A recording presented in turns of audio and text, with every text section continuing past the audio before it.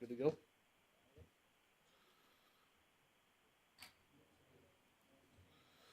I'll now call this meeting to order of the Brookings County / City Board of Joint Jurisdiction Board of Adjustment. This is the first one, so we'll see how we go. Is there any agenda items to be added to the, any items to be added to the agenda by commission members or staff? No. Okay. Invitation for citizens to schedule a time on the commission agenda for an item not listed.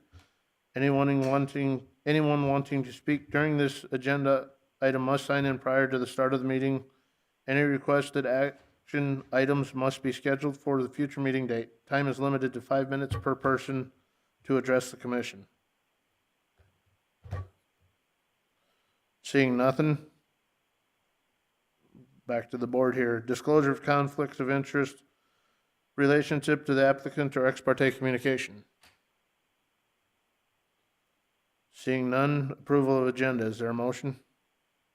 Move approval. Motion by Bartley. Second by Vanderwall. All in favor? Aye. Aye. Motion passes.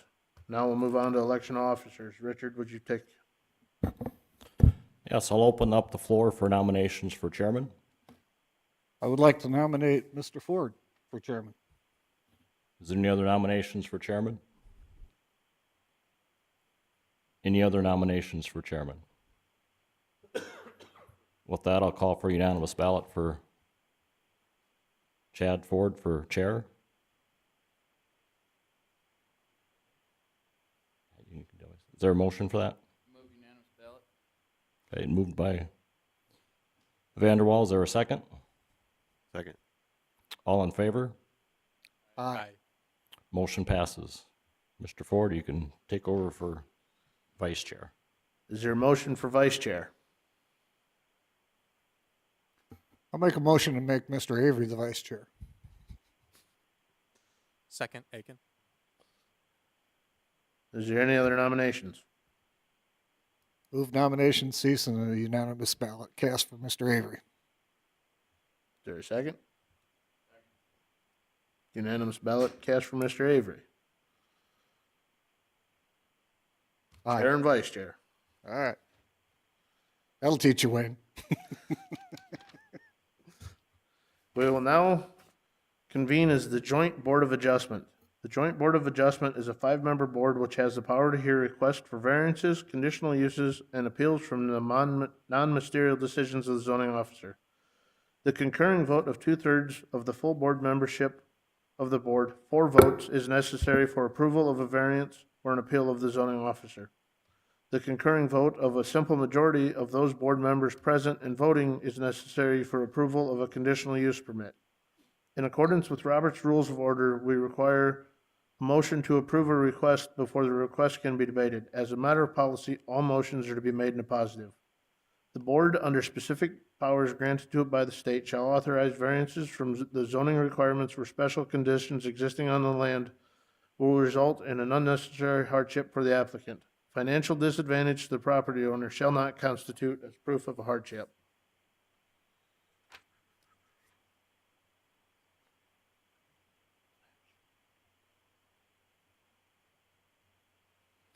Agenda item 2023 JJCU 001. LG Everest Inc. by Chris Klein has made an application 2023 JJCU 001 to the Joint Jurisdiction Board of Adjustment for a conditional use permit, joint zoning ordinance for Brookings County and the City of Brookings, Article 3, District Regulations, Chapter 3.04A, Agricultural Land District, Section 3.04.02, Conditional Use Number 17, Sand and Gravel or Quarry Operations, Mineral Explorations and Extraction, Rock Crushers, and Concrete and Asphalt Mixing Plants. The property is described as the north half of the southwest 1/4, excluding H2 of Section 32, Township 110 North, Range 49W, Aurora Township. Is there a motion? Motion by Vanderwall. Second, Aiken. Second, what was your name again? Aiken. Aiken. Second by Aiken. Richard, would you read the staff report? Yeah, just reminder to the board, just make sure your green light is on in the mic when you speak. Last month we had some issues that we couldn't hear everybody, so.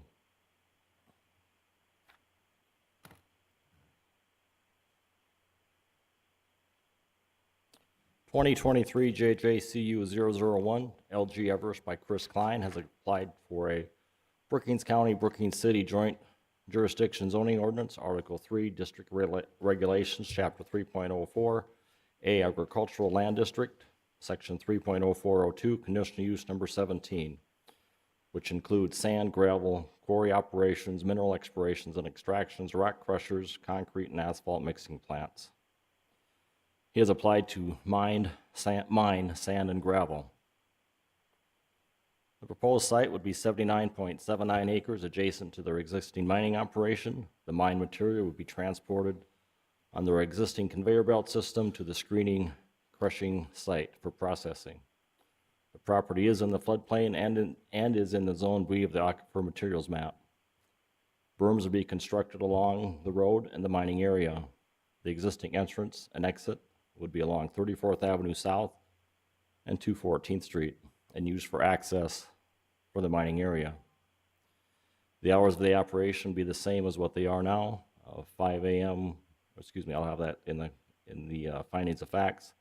And the applicant has a mining permit with the South Dakota Department of Agricultural and Natural Resources, which this would be an expansion of that existing permit. Letters were sent to the adjoining landowner, the Aurora Township Chairman and Clerk, and the Brookings County Highway Department.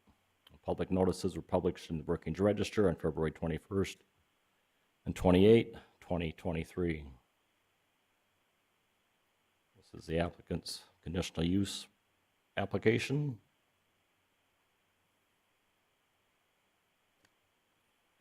This is the applicant's operation plan.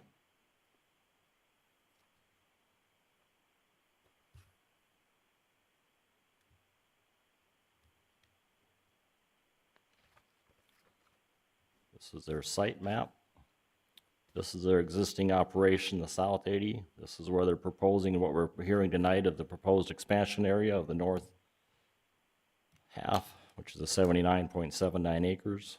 They would continue just mining, excavating this way, bring the product back over here to the conveyor line, which takes it across the road, under the road, over to their processing plant on the east side of I-29.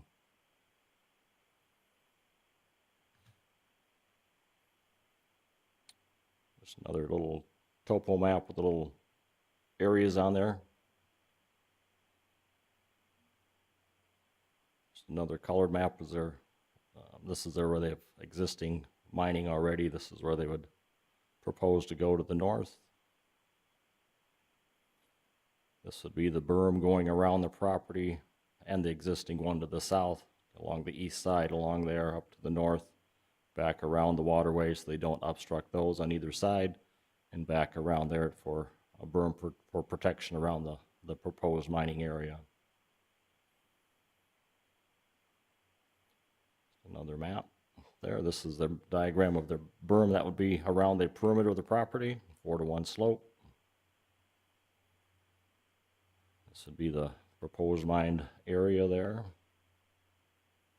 This is their property to the south where they have an existing mining operation also.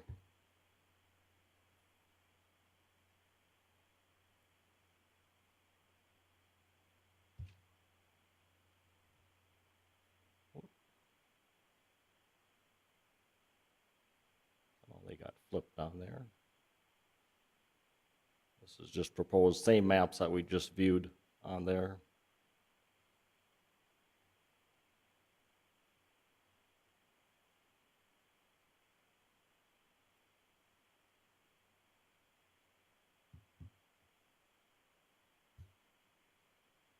Maybe.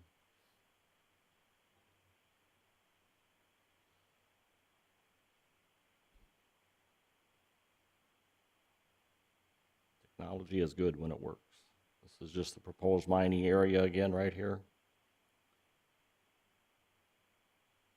This is a beacon map of the property, the existing mining area. This is the proposed area.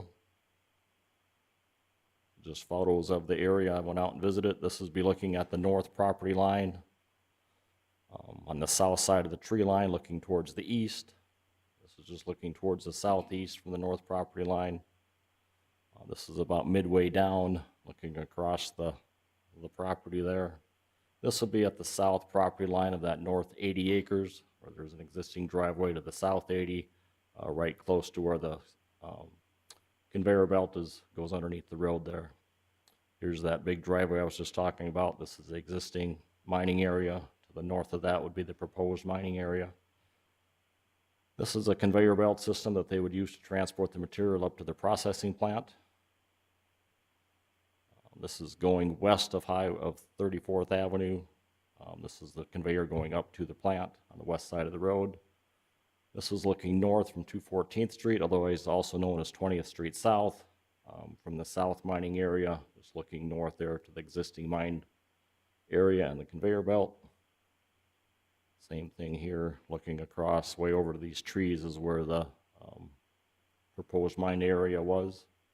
This is the east side of the property going up along the south existing. They were to continue that up to the north 80 there on the east side. That's all that I have. The applicant is here this evening, so. Thank you, Richard. Would the applicant please step forward here, have a seat, make sure the green light's on, and clearly state your name?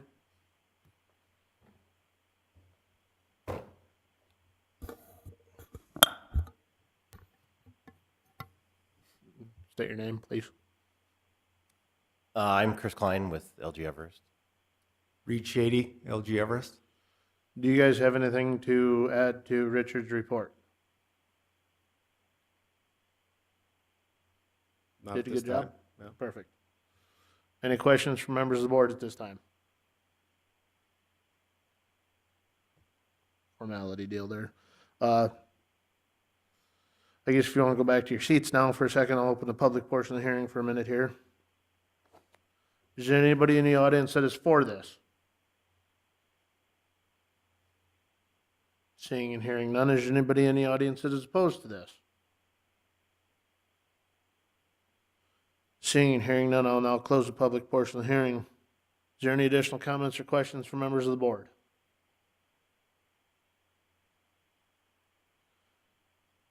Seeing and hearing none, Richard, would you read the findings of the facts? Go over the findings. I'll have to read it in its entirety. So, Brookings County, Brookings City Joint Jurisdictional Conditional Use Permit 2023, JJCU001, an application for a conditional use permit having been filed with the Joint Board, acting as a Joint Board of Adjustment. A copy of the application be attached here too. Such application being made by LG Everest, Inc., by Chris Klein, regarding the following real property: the north half of the southwest 1/4, except H2 of Section 32, Township 110 North, Range 49 West, Aurora Township. After due notice, a public hearing have been held on the application on the 7th day of March, 2023. The Joint Board hereby finding that it is empowered to grant such conditional use under the following sections of the Joint Jurisdiction Ordinance for Brookings County and the City of Brookings, Article 3, District Regulations, Chapter 3.04, A, Agricultural District, Agricultural Land Use District, Section 3.0402, Conditional Use Number 17, sand, gravel, or quarry operations, mineral explorations and extraction, rock crushers, concrete mixers, and asphalt mixing plants. And further finding that the granting of the conditional use will not adversely affect the public interest. Number 2, the Joint Board further finds that certifies that the following specific rules governing the conditional use requested to have been complied with. None stated. Number 3, the Joint Board further finds that satisfactory provisions and arrangements have been made concerning the following are applicable. A, entrance and exit to the property and proposed structures thereon, with a particular reference to automotive, pedestrian safety and convenience, traffic flow, control, access in case of fire or catastrophe. Truck entrance and exit will use existing access off 214th Street, which is an Aurora Township Road, and Brookings County Blacktop Road number 21, also known as 34th Avenue. B, off-street parking and loading areas were required with particular attention to items in A above and economic noise, glare, or other effects of the conditional use on adjoining properties generally in the district. Back to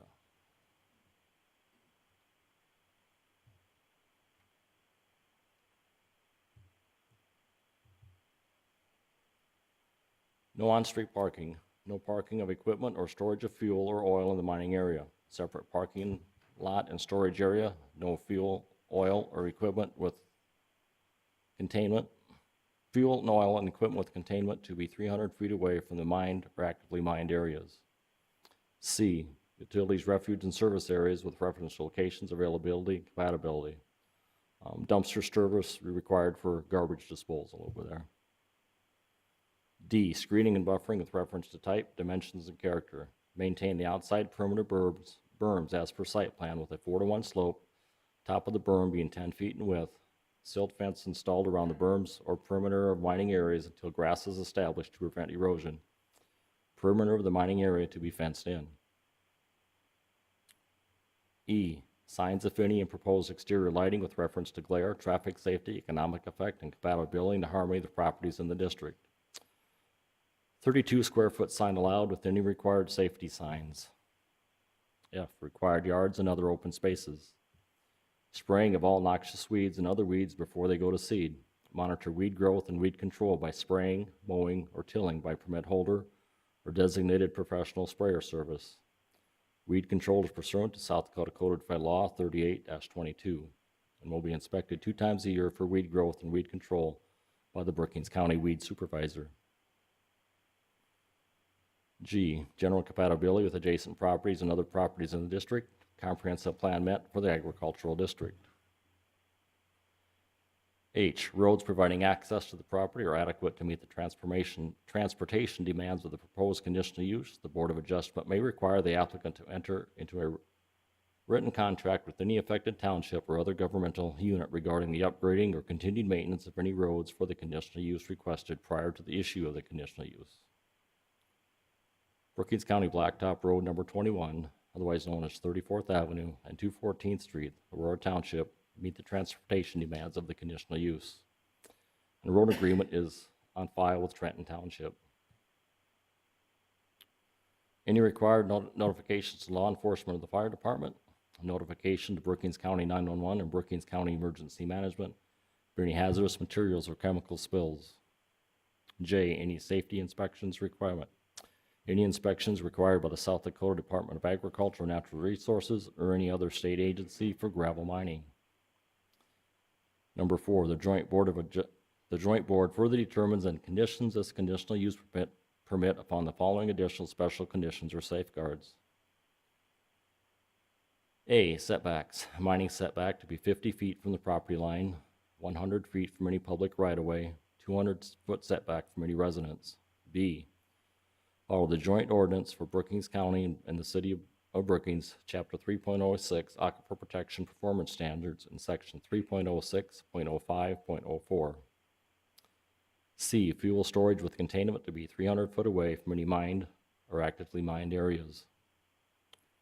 D, dust control such as magnesium chloride or like products in the driveway, entrance or exits or loading areas as required. E, dust control when processing, crushing, or screening the gravel. F, hours of operation be 7 a.m. to 5 p.m. Monday through Friday with possible extended hours and occasional Saturdays, depending on projects during the construction season. G, South Dakota Department of Agricultural and Natural Resources mining permit required and a copy of on file with the Brookings County Development Office. H, reclamation plan, mined area to be a water pond. J, conditional use permit valid for 10 years, which will expire March 7th, 2033, or when the gravel resources has been depleted.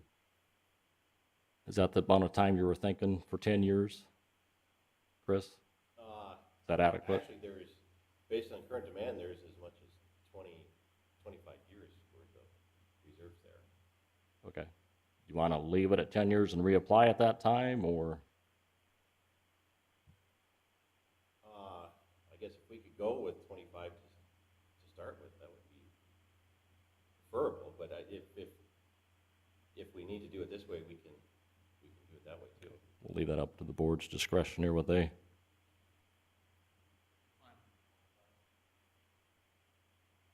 I'm also okay with the 25. Okay. Yeah, it's a big investment, so yeah, 25 I think is appropriate.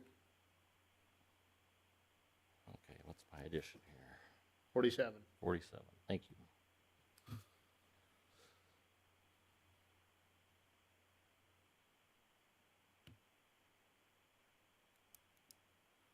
The Joint Board of Adjustment needs a majority vote, a majority approval of the members present to grant the above petitioner a conditional use permit for the above described real property as follows. Conditional use permit number 17, sand, gravel. Whoop. Okay, yep, thank you. Before we get too far. Okay, the Joint Board of Adjustment needs a majority approval of the members present to grant the above petitioner a conditional use permit for the above described real property as follows. Conditional use number 17, sand, gravel, or quarry operations, mineral exploration. This conditional use permit is specifically granted and conditioned upon initial and continued compliance with all the requirements and conditions in 3 and 4 above, and upon compliance with all applicable provisions of the zoning ordinance for the Brookings County and the city of Brookings. The Brookings County zoning officer is authorized, if approved, to issue any required building permits for construction consistent with the requirements of this conditional use permit. If this conditional use permit is not used within 3 years of the date granted, it shall be invalid, dated the 7th day of March, 2023. Are there any additions or corrections to the findings of facts? Just a quick question on the berms themselves. We've often required there be vegetation on those particular berms. Have we got anything in our findings of fact, or is that in our ordinance and has to be followed anyway?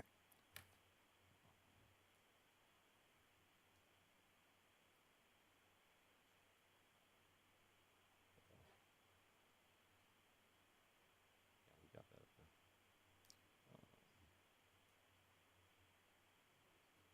48.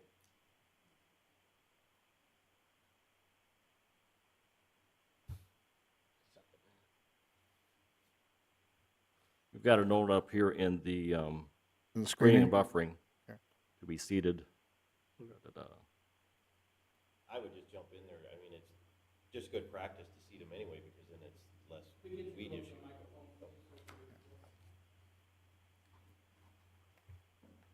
No, it's just good practice for us to seed them anyway, because it makes maintaining the weeds a lot easier. So we would seed it regardless. Thank you. Want me to add anything in D? Is that pretty much? You got it covered.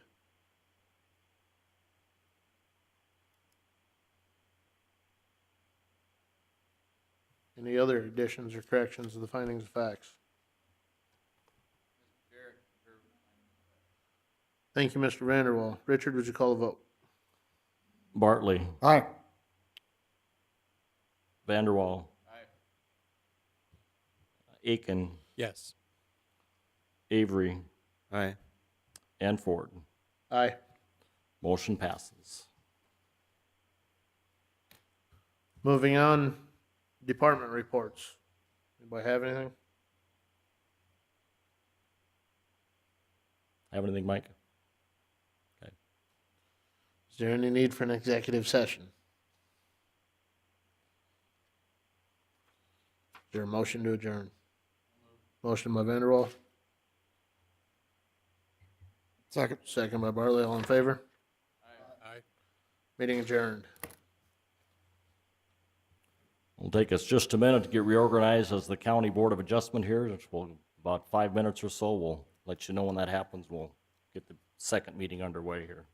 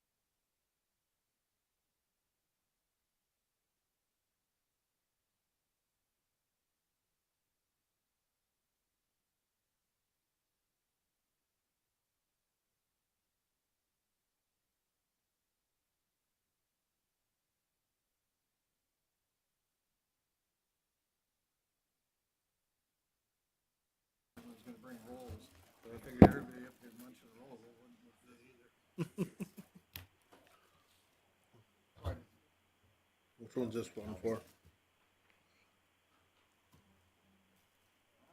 Just for the first one?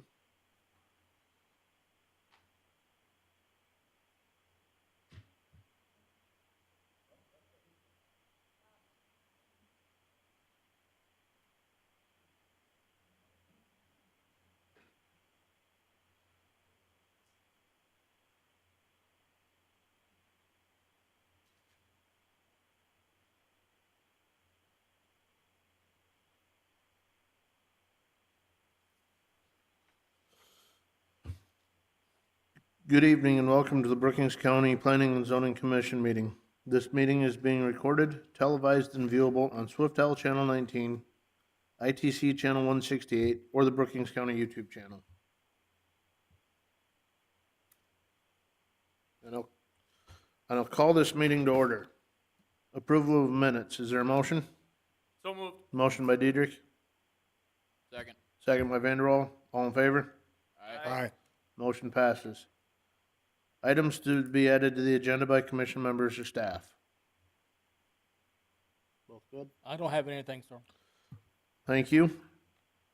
Agenda item 4, invitation for citizens to schedule a time on the commission agenda for an item not listed. Seeing none. Number 5, disclosure of conflicts of interest, relationships to the applicant or ex parte communication. Seeing none. Approval of agenda. Is there a motion? Motion by Troyan, Second. second by Diedrich. All in favor? Aye. Motion passes. Okay, just a reminder to slide your mics up to you so we can hear everybody and make sure your green light is on. Thank you. We will now convene as the Board of Adjustment. The Board of Adjustment is a 9-member board which has the power to hear requests for variances, conditional use, and appeals of non-ministerial decision of the zoning officer. The concurring vote of 2/3 of the full board membership of the board, 6 votes is necessary for approval of a variance or an appeal of the zoning officer. The concurring vote of a simple majority of those board members present and voting is necessary for approval of a conditional use permit. In accordance with Robert's Rules of Order, we require a motion to approve a request before it can be debated. As a matter of policy, all motions are made in the positive. The board, under specific powers granted to it by the state, shall authorize variances from zoning requirements where special conditions existing on the land will result in unnecessary hardship for the applicant. Financial disadvantage to the property owner does not constitute proof of an unnecessary hardship. Agenda item 2023 variance 001. Daniel Hamilton has made an application 2023 variance 001 to the Brookings County Board of Adjustment for variances, Article 11, Section 11.01A, Agricultural District, Area Regulation, Number 2, Front Yard. The minimum depth of the front yard shall be 100 feet. A corner lot will have 2 front yards. Area Regulation, Number 4, Rear Yard. The minimum depth of a rear yard shall be 50 feet. The property is described as Lot 1 of the northeast 1/4 of Section 30, Township 109, North Range 52W, Lake Sinai Township, located at 45496 218A Street, Arlington, South Dakota 57212. Is there a motion? Motion by Diedrich. Second. Second by Vanderwall. Richard would read the staff report.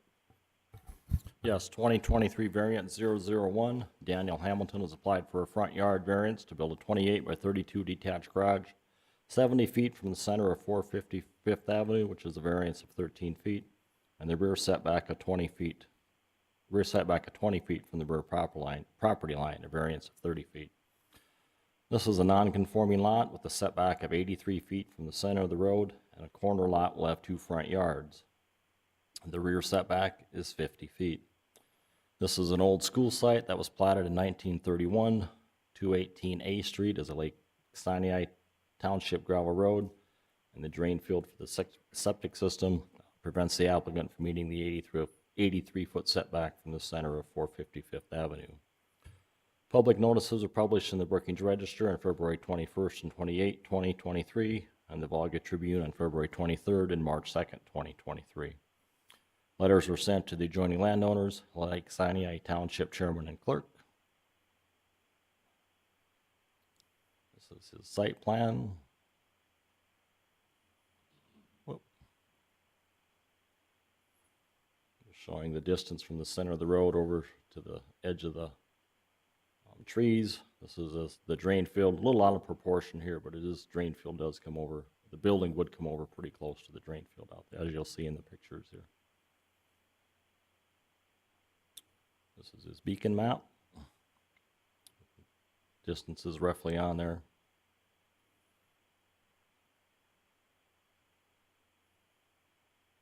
This is just the area showing where the proposed garage would be. This is a lower area, and trees are right in this area right here. There's a tree line to the north there. He just kept it back to make the general use, a little more use of his property right there. So that's why he just scooted it back a little for that. This is a copy of the plat.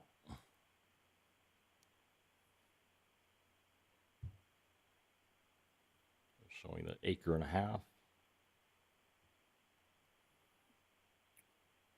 Pictures, this is looking west along 218th A Street, along the front of his house there. This is looking north on 455th Avenue. He's looking back towards his driveway. This is at the north end of the property, looking from 455th Avenue. These two barrels here are roughly where the structure would be located approximately, so I put those out there for markers of the proposed location. This is just looking on the west edge of the property. The drain proposed garage will be over here. Drain field is about in this area, straight off of the transformer. And that's all that I have, and the applicant is here this evening. Thank you, Richard. Would the applicant please step forward, clearly state your name into the mic?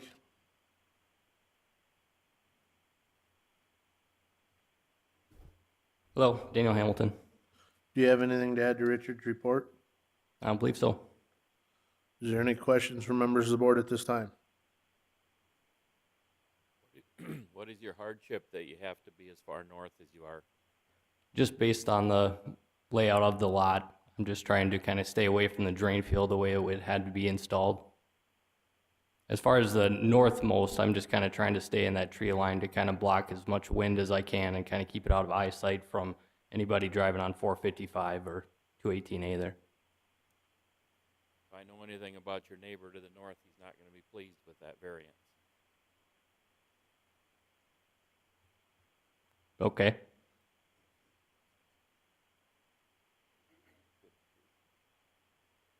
You'd have to move it 30 feet farther south not to have the variance to the north. Right. Yeah, I'm not opposed to moving it a little bit further to the south. I mean, like I say, I'm not trying to cause trouble. It's pretty, basic idea, I guess, what I was trying to get at.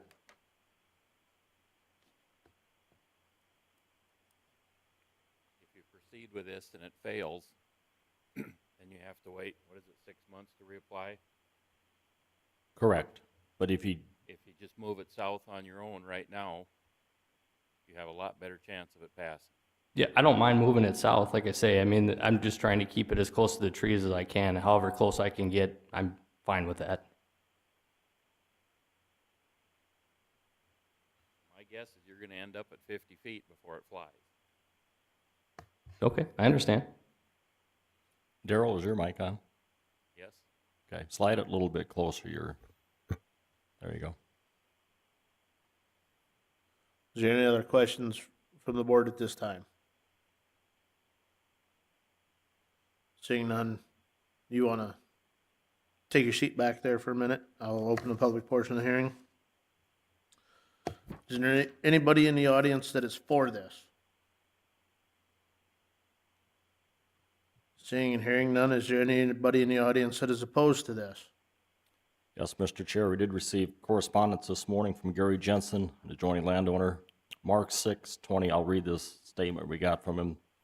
March 6, 2023, to the Zoning and Development Department. I, Gary Jensen, an adjoining landowner, do not approve of this variance. Daniel Hamilton called me before he built his house to introduce himself, and at that time I informed him that I would never agree to any variance to build closer to the 50 feet to my property. I do not want any problems from him complaining about our farming methods or anyone else that may acquire the property in the future. The plan he submitted to the county called for a 28 by 32 garage. The letter I received called for a 24 by 26 garage. Not sure why the size differences. My answer stands. I will not approve of this variance. Signed, Gary Jensen, March 6, 2023. Thank you, Richard. Is anybody else opposed to this? Here's his letter. Showing that to the... No.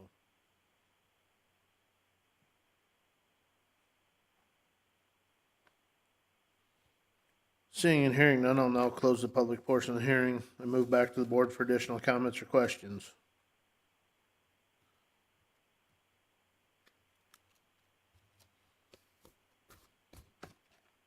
With the opposition, is that the one that you were thinking of?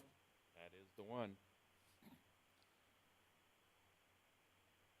Most of these things, we do respect property owners historically. Would you step back forward here?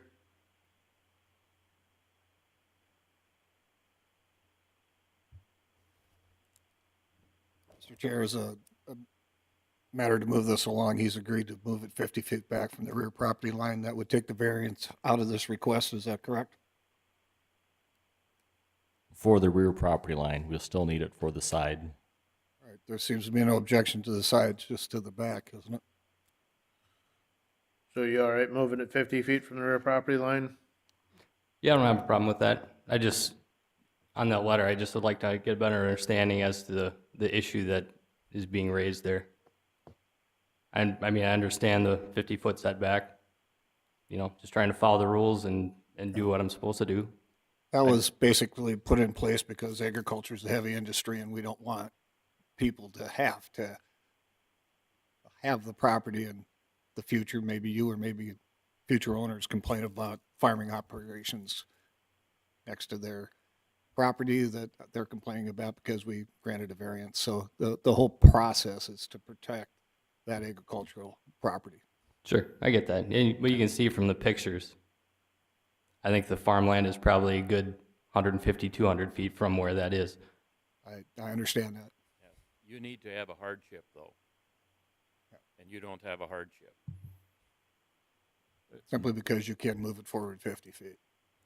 No, you're right. I'm not saying that I can't. I agreed that I could and I would. I just want to state for the record that there's really no major issue with it other than what was stated in the letter, I guess. Yep. It's nothing but a slough to the north, Right. but he owns the property and he has the right. I get that. I just want it clear. And I'm not trying to cause trouble. I'm not looking to make an issue of it. This is a pretty basic idea of what I was trying to get at. Wasn't trying to start a fight, wasn't trying to get anybody upset.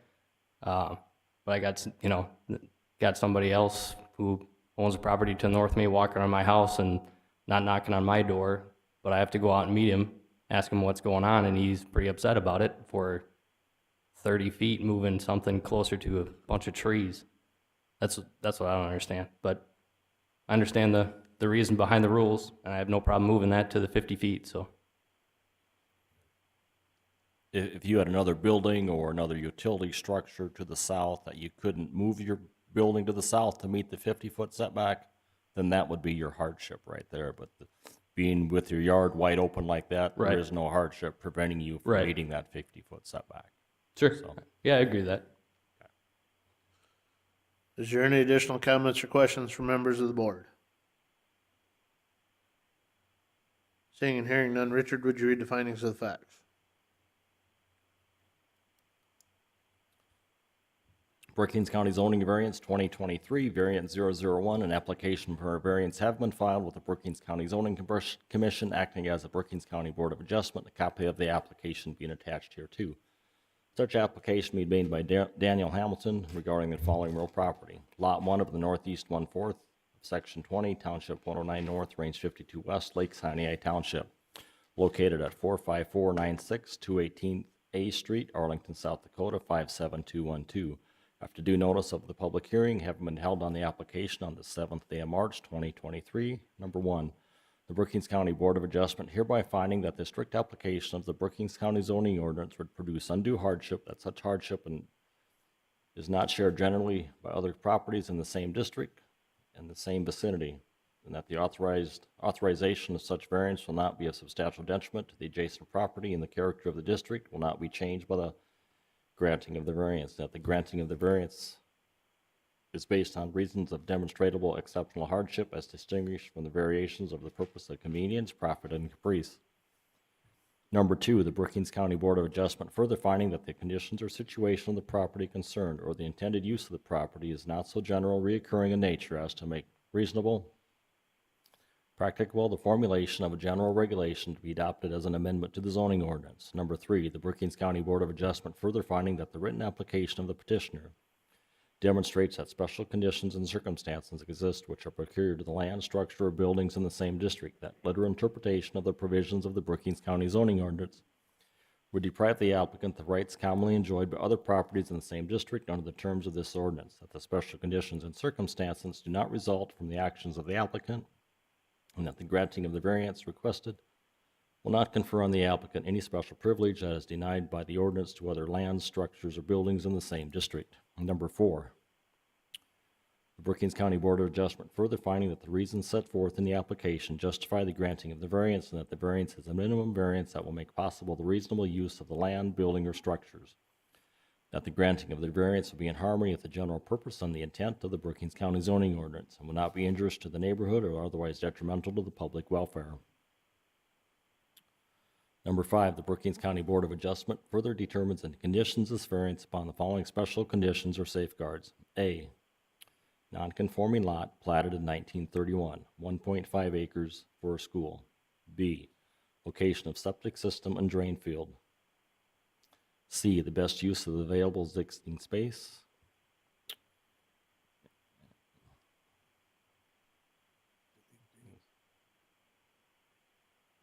This was prepared before we got our letter this morning. Brookings County Board of Adjustment, at least 2/3 vote of its full membership, hereby grants the above petitioner variance for the above described real property as follows. Build a 28-foot by 32-foot detached garage.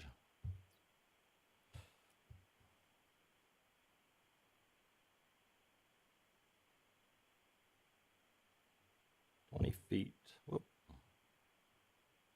70 feet from the center of 450 Fifth Avenue. This variance is specifically conditioned upon initial and continued compliance with all conditions and safeguards in 5 above and upon compliance with all applicable provisions of the Brookings County zoning ordinance. If approved, the Brookings County zoning director is authorized to issue any required building permits for construction consistent with the terms of this variance. If this variance is not used within 3 years of the date granted, it shall be invalid. Dated the 7th day of March, 2023. Is there any additions or corrections to the findings of facts? Well, let's make sure we get this correct here. If we're at the build 28 feet by 32 foot detached garage, 20 feet from the rear property line, if he builds it 50 feet, there's no variance for that part of it. If we delete that and just a detached garage 70 feet from the center of 455th Avenue, this comes into compliance with our zoning ordinances. The only variances to the road, the center of the road. On here, not on here. He's got it on He's there. got it on here. That doesn't update like your other screen does. That's great. All right, so and you're okay with that? Yep. All right.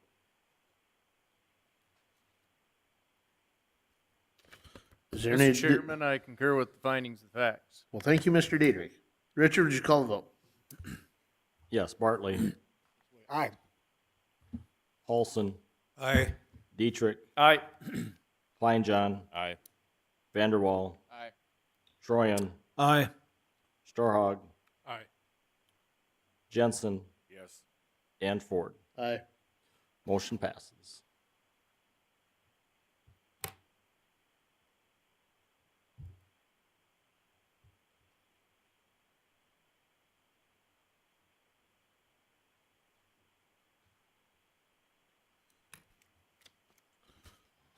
Moving on, agenda item 2023 CU 004.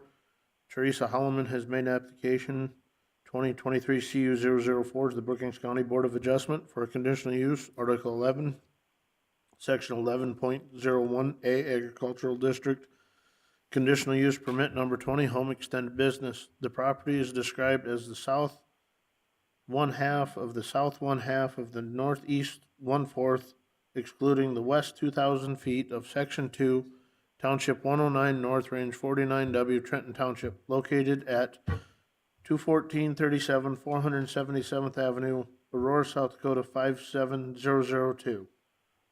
Is there a motion? So moved. Motion by Vanderwall. Second. Second by Troyan. Richard, would you read the staff report? Yes. 2023 CU 004, Teresa Holloman has applied for a conditional use permit for number 20 for an extended home business for her small children's boutique business to be located in an existing 30-foot wide, 112-foot long insulated accessory building with a bathroom on her property. The driveway and the parking area on the south of the building is poured concrete. Her business is currently located in the city of Brookings, and she would like to relocate it to a residence just south of Aurora when her current lease is up on May 15th, 2023. Her business plan is attached, and her hours of operation would be Wednesday through Thursday, 11 a.m. to 8 p.m., Friday, 11 a.m. to 5 p.m., and Saturday, 9 a.m. to 2 p.m. Deliveries made to the store are 1 or 2 a week, currently by FedEx, UPS, or the United States Postal Service. She anticipates deliveries to stay the same or maybe decrease. Her residence is located on 477th Avenue, which is a Trenton Township gravel road, 2.5 miles south of US Highway 14, or 2.5 miles north of South Dakota Highway 324. And she has visited the Trenton Township officials about her extended home business from her residence. Public notices were published in the Brookings Register on February 21st and 28th, 2023, and letters were sent to the adjoining landowners, the Trenton Township chairman and clerk. Here's her conditional use application. This is her site plan.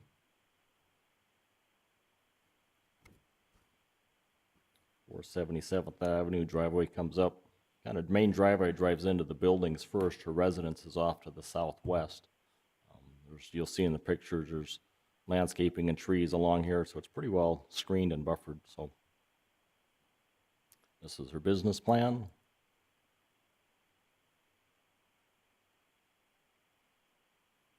This is the beacon map showing her property. This is the driveway here. Driveway coming over to the house. This would be the proposed building underneath the address, the blue letters right here, where she plans to have her business.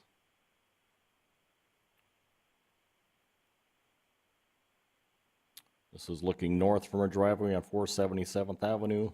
This is clear, no obstructions there. This is looking to the south, still clear line of sight. This is looking directly to the west where her proposed business would be in this building. Concrete driveway. Parking lot would be to the south of that, which is all concrete. This is looking towards the southwest, towards her residence off there, buffered by trees around there. So, and that's all that I have, and the applicant is here this evening. Would the applicant please step forward to the mic and clearly state your name?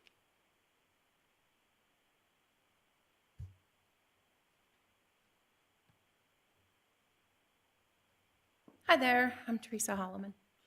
Do you have anything to add to Richard's report? It's pretty simple. Is there any questions from the board at this time? Just hanging out for a second. I'll move to the public portion of the hearing. Is there anybody in the audience that is for this? Seeing and hearing none, is there anybody in the audience that is opposed to this? Seeing and hearing none, I'll now close the public portion of the hearing. Is there any additional comments or questions from members of the board? Seeing and hearing none, Richard, would you read the findings of facts? Yes, I'll read this one in its entirely, this first one, and then the other for the rest of them this evening. I'll just read the highlighted areas, so to save the sake of repeat and repeat. So Brookings County zoning ordinance, conditional use permit number 2023 CU 004, an application for a conditional use permit having been filed with the Brookings County Zoning Commission, acting as the Board of Adjustment. A copy of the application being attached here too. Such application be made by Teresa Holloman regarding the following real property as follows. The south half of the northeast 1/4, except the west 2,000 feet of Section 2, Township 109 North, Range 49 West, Trenton Township, located at 21437 477th Avenue, Aurora, South Dakota 57002. After due notice having been held on the application, after a public hearing having been held on the publication on the 7th day of March 2023, number 1, the Brookings County Board of Adjustment further finds that it is empowered to grant such a conditional use permit under the following sections of the Brookings County zoning ordinance. Article 11, Section 11.01A, Agricultural District, conditional use permit number 20, home extended business, and further finding that the granting of the conditional use will not adversely affect the public interest. Number 2, Brookings County Board of Adjustment further finds and certifies that the following specific rules governing the conditional use requested have been complied with. None stated.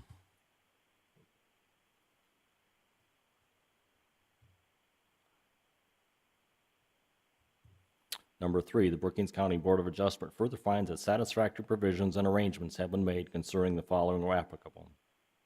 A, entrance and exits to the property, proposed structures therein with particular reference to automotive, pedestrian safety, convenience, traffic flow control, and access in case of fire or catastrophe. We'll use existing driveway off 477th Avenue, Trenton Township gravel road. The driveway and the parking lot are concrete/paved. B, off-street parking and loading areas with required particular attention to items and above, economic noise, glare, or other effects of the conditional use on the adjoining properties and properties generally in the district. No on-street parking allowed. C, utilities, refuge, and service areas with reference to locations, availability, and compatibility. Dumpster service required for garbage disposal. Do you have a dumpster service now, ma'am? No, I haven't needed one, but Okay. I've already made arrangements. Okay, thank you. Screening and buffering with reference to types, dimensions, and character, none stated. E, signs of fitting proposed exterior lighting with reference to glare, traffic safety, and economic effect and compatibility and harmony with the properties in the district. 32 square foot sign allowed. F, required yards and other open spaces, none stated. G, general compatibility with adjacent properties and other properties in the district. Comprehensive plan met for the agricultural district. H, roads providing access to the property are adequate to meet the transportation demands of the proposed conditional use. The Board of Adjustment may require the applicant to enter into a written contract with any affected township or other governmental unit regarding the upgrading or continued maintenance of any roads used for the conditional use requested prior to the issuance of a conditional use. 477th Avenue is a Trenton Township gravel road. Road agreement to be on file if Trenton Township requires one. J, any required notifications to law enforcement or fire department, none stated. J, any safety inspections required, inspections as required for building permit or state license. Number 4, the Brookings County Board of Adjustment further determines and conditions its conditional use upon the following special additional conditions or safeguards. Number 1, retailer's tax license. Number 2, business hours. A, Wednesday, 11 a.m. to 8 p.m., B, Thursday, 11 a.m. to 8 p.m., C, Friday, 11 a.m. to 5 p.m., D, Saturday, 9 a.m. to 2 p.m. Business hours may be adjusted or as business business hours may be adjusted as business dictates. And 3, garbage service to be used for refuse. The Brookings County Board of Adjustment needs a majority vote of the members present to grant a petitioner a conditional use for the above described property as follows. Conditional use number 20, home extended business for boutique business. Conditional use permit is good for 3 years, expires March 7th, 2026.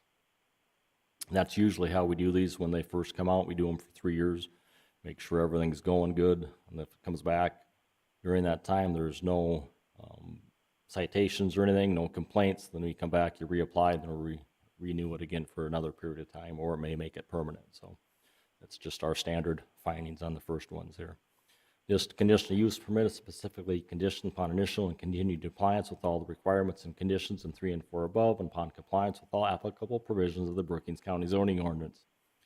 If approved, the Brookings County zoning director is authorized to issue any required building permits for construction consistent with the requirements of this conditional use permit.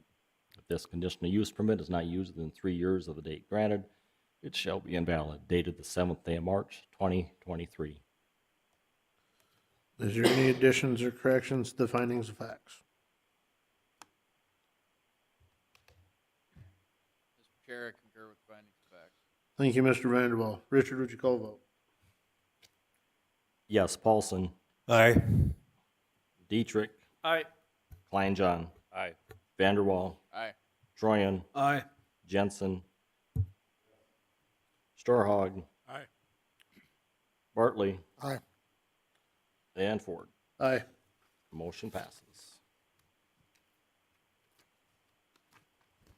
Thank you. I do have a question.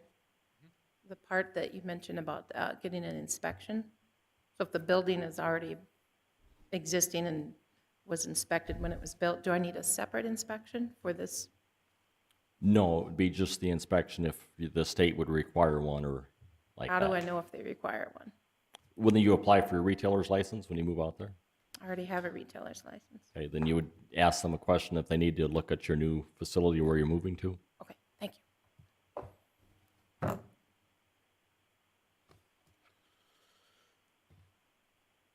Moving on, agenda item 2023 CU 002. Dan Ackerwald has made an application 2023 CU 002 to the Brookings County Board of Adjustment for conditional use. Article 11, Section 11.01A, Agricultural District, conditional use number 4, sand, gravel, or quarry operation, mineral exploration, and extraction. The property is described as the east half of the west half of the southwest 1/4 of Section 25, Township 109, North Range 50W, Madera Township, located at 47122 219th Street, Brookings, South Dakota 57006. Is there a motion? So moved. Motion by Vanderwall, Second. second by Paulson. Richard, would you read the staff report? Yes, run number 2, right? Mining? Yeah, number 10 or whatever it is here. Number 2.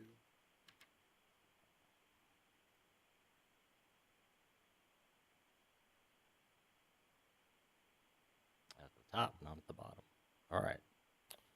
2022 CU 002, Dan Ackerwald has applied for Brookings County zoning ordinance, Article 11, Section 11.01A, Agricultural District, conditional use number 4, sand, gravel, quarry operation, or mineral exploration.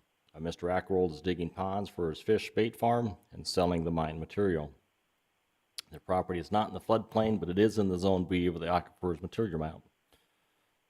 The ponds will be constructed 10 to 15 deep with a 4-to-1 slope around the edge of the property for safety, and berms will be construction around the outside of the perimeter of the mining area.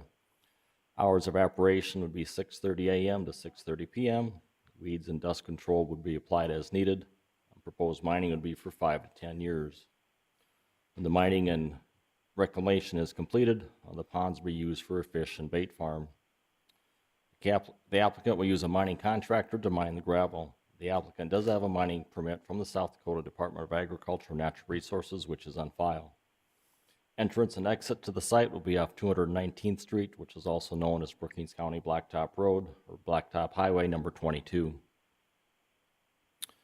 The applicant has also applied for conditional use 2023 CU 003 to process the mine material on site, and also conditional use 2023 CU 007 for a crush permit to be allowed to haul in crushed concrete to crush that material and then mix it with the mine gravel that is processed. Letters were sent to the adjoining landowners, the Madera Township Chairman and Clerk, and the Brookings County Highway Department. Public notices were published in the Brookings Register on February 21st and 28th, 2023. Here's the applicant's conditional use application.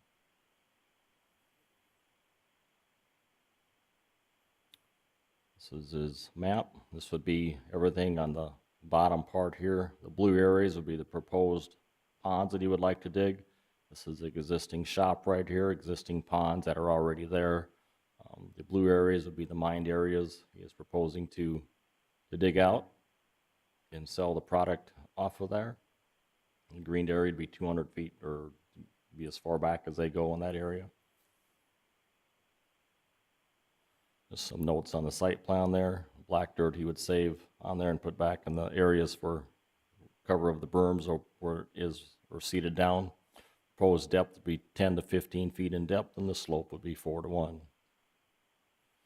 Some more notes on his operation, his business plan.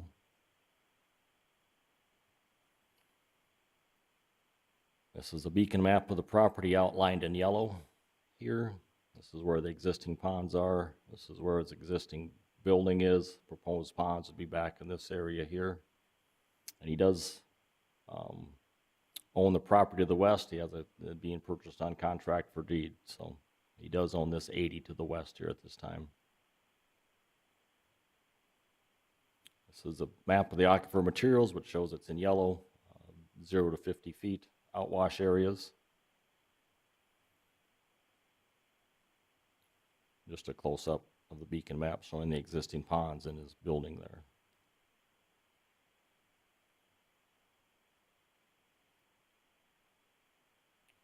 That's just looking from 471st Avenue, Old 77, from the north part of the property, looking towards the west, across that west 80 over to the east. Part of there is kind of hard to see, but I zoomed in fairly well as best I could. This is at the north part of the property. This is looking towards the east, down a little farther there, towards that flat area where he's going to be proposed making the ponds. This is looking northeast of, or northwest of his shed there. Still flat area towards the west and east side of the property where the proposed ponds would be. This is just looking same way, looking towards the east, south of his existing building, where there is some existing ponds there. So this is just looking north at the intersection of 219th and Highway 77, otherwise known as 471st Avenue. Clear vision right there. This is looking towards the east on 219th Street, which is also known as Brookings County Highway number 22. Clear vision there. This is just looking northwest of his driveway where the existing ponds are there. This is the main entrance going into his property off 219th Street, otherwise known as Brookings County Highway number 22. Big wide open driveway, can clear. So, and that's all that I have. And the applicant is here this evening. Thank you, Richard. Would the applicant please step forward? Clearly state your name into the mic. Good evening. My name's Dan Ackerwald. Do you have anything to add to Richard's report? No, sir. Are there any questions from members of the board at this time? Just hang tight for a second here. I'll move to the public hearing portion of the deal. Is there anybody in the audience that is for this? Seeing and hearing none, is there anybody in the audience that is opposed to this? Would you step back for a second?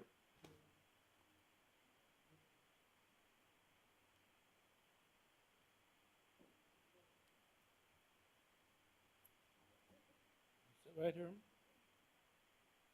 Be careful. You have to speak right into this mic. You got a microphone right here in front of you. You need to speak into it. I apologize to you people. I don't see well. Could you clearly state and your name? I don't hear well. This room has terrible acoustics. But I'm here Would you to clearly speak state your name? against this gravel pit in Madera Township. Can you say your name? He wants you to say your name first. Oh, I am Barbara Chalkamp.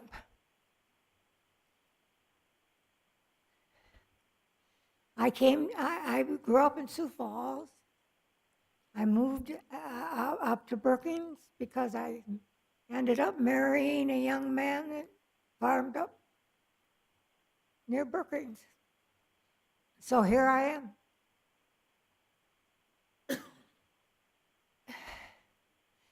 I still own that farm, by the way. it expanded. You know how much water we have up here? A lot. Have you ever seen a gravel pit in an area that's filled with houses? Those houses have been there for many, many years. They were just people that wanted to live out in the country. And they ended up out there. Those houses, as far as I know, are still all there. The town of Madera was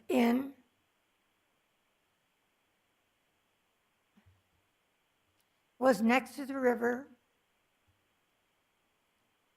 and it's where the first people that came to this area settled.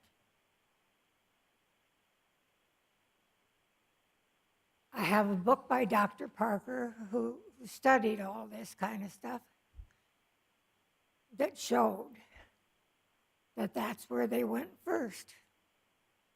Was it a good place to live? Maybe not. But it was near the water.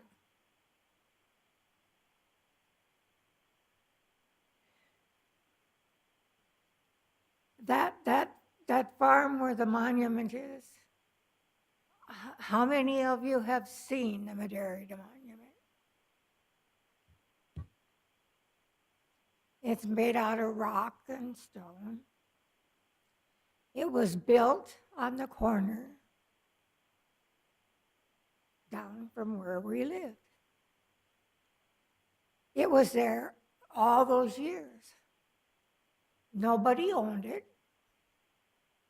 It had been dedicated, I think, by the people who grew up on that farm site. And one of the original stores. And they always were there.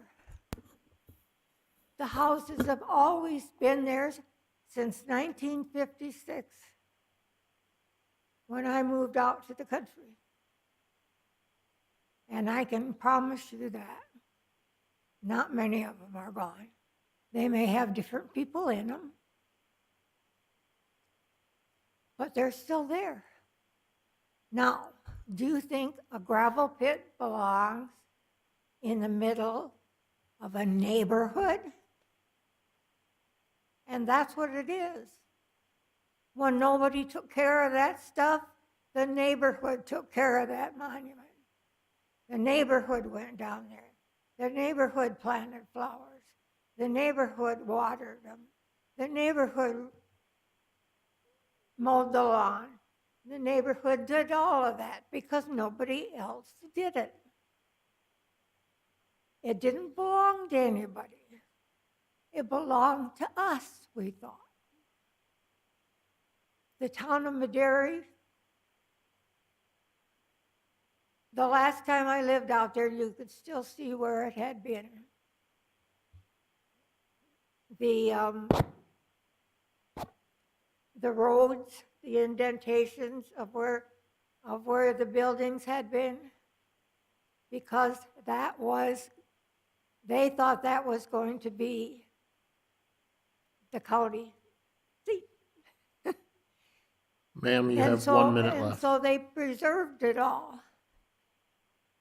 And I don't know whether that's been plowed up now or not. It may have been because other people own it. But that site is terribly important to that neighborhood. The people that live there now don't remember. I'm 89 years old and I remember a lot. And I remember that town site and how important it was. And during the Indian uprising, according to Dr. Parker, the only reason that Sioux Falls is the oldest town in this state is because when the Indians came, the people at Madera had no where to hide. It was all open. So they left. And they came back later when it was safe. Your time is And that's the reason why Sioux Falls is older, because that, they were able to fortify their place down there, and they stayed. Thank I you. can't tell you how important that is. The history of this county and this state is truly important. And you can't tell me that a gravel pit with a rock crusher isn't going to be awful darn noisy for all these people in the houses. That's what I wanted to say. I just hope you'll consider not giving this special permit, or whatever it's called, Thank you, ma'am. okay? Thank you. Are there any questions? I don't believe. You'd have to raise your hand because I can't see you. Anyway, it's important to us, and I wish you'd consider it very, very carefully. Thank you.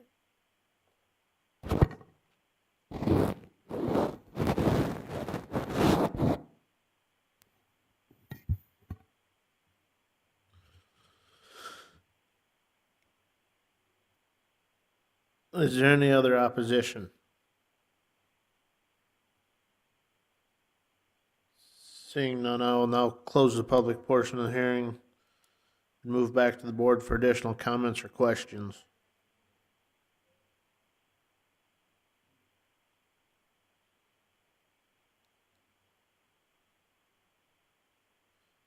When the river floods, does that piece of land go underwater?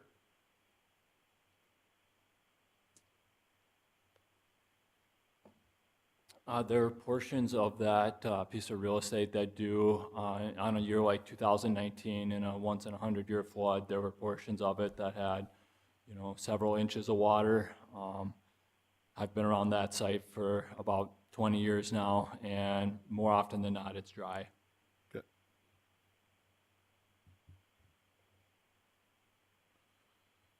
Is there any additional questions from members of the board?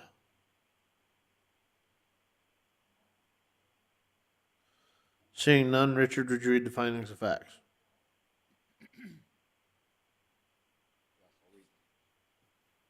I'll read the front page and then just go over the highlighted areas. Brookings County Zoning Conditional Use Permit number 2023 CU002, application for a conditional use permit have been filed with the Brookings County Zoning Commission acting as a Board of Adjustment. Copy of the application being attached here too. Application being made by Dan Ackerwold regarding the following real property. The east half, the west one half, the southwest 1/4 of Section 25, Township 109 North, Range 50 West, Madera Township, located at 47122 219th Street, Brookings, South Dakota, 57006.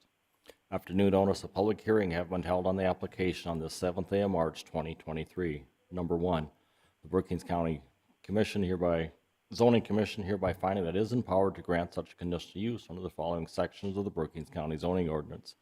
Article 11, Section 11.01, A, Agricultural District, Conditional Use Number 4, Gravel Mining.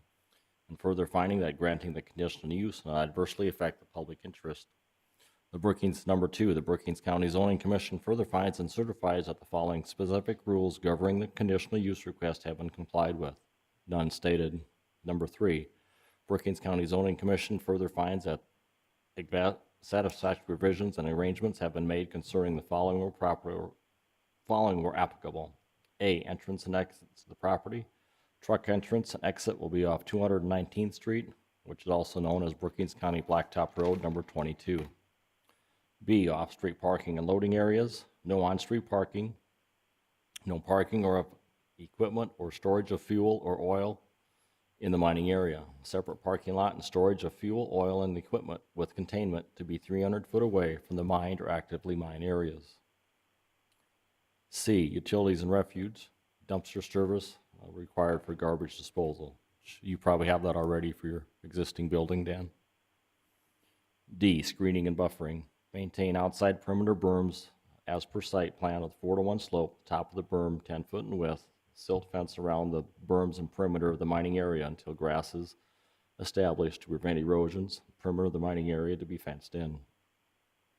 E, signs. 32 square foot sign allowed and any required safety signs. F, required yards and other open spaces. Spraying of all noxious and other weeds before they go to seed. Monitor weed growth and weed control by spraying, mowing, or tilling by permit holder or designated professional spraying service. Weed control is pursuant to South Dakota Codified Law 3822 and inspect twice a year for weed growth and weed control by the Brookings County Weed Supervisor. G, comprehensive plan met for the agricultural district. A, roads providing access to the conditional use site. Brookings County Blacktop Road number 22, aka 219th Street, meet the transportation demands of the conditional use. I, other notifications to law enforcement or the fire department. Notifications to Brookings County 911 and the Brookings County Emergency Management of any hazardous material or chemical spills. J, safety inspections. Any inspections required by the South Dakota Department of Agricultural and Natural Resources or any other state agency for gravel mining. Number 4, Brookings County Zoning Commission further determines and conditions this conditional use upon the following special conditions or safeguards. A, setbacks. Mining setback to be 50 feet from the property lines. Number 2, 100-foot setback from any public road right-of-way.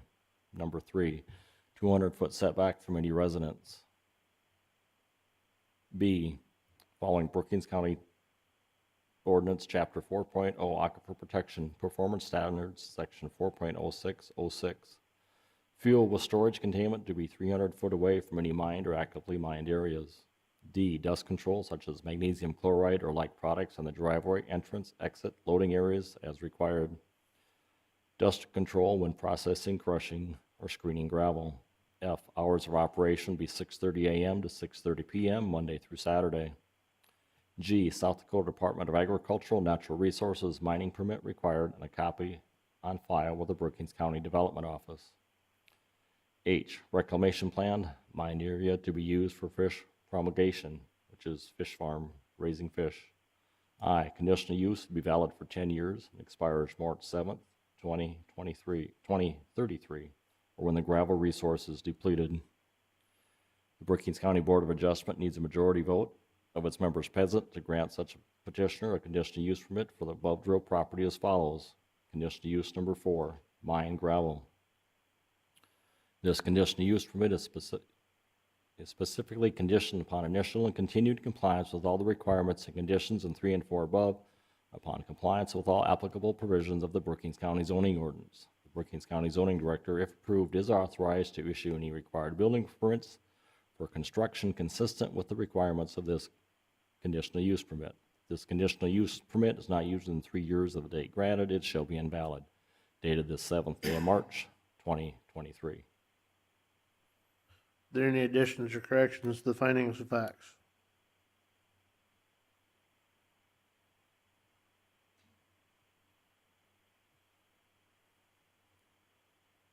Just curious if there's anything that we should state since the area's been known for flooding, for raising up the fuel containment. Have we ever done that on anything else, or has that ever been a worry? It has to have containment besides that anyway, in that, so. Okay. That's part of our standards in there. It says containment 300 foot away and containment for any hazardous fuel or oil or anything like that. Okay. And out there would be probably more of a groundwater issue coming up and maybe get some water runoff, but as far as the river coming over there, that is, I don't believe would be a lot of rain before that would come over there. Are there any additional comments or corrections to the findings of facts? Mr. Chairman, I concur with the findings of fact. Thank you, Mr. Bartley. Richard, would you call a vote? Dietrich, Aye. Kleinjohn, Aye. Vanderwall, Aye. Troyen, Aye. Storhog, Aye. Jensen, Yes. Bartley, Aye. Paulson, Aye. and Ford. Aye. Motion passes. Thank you, gentlemen. One quick question.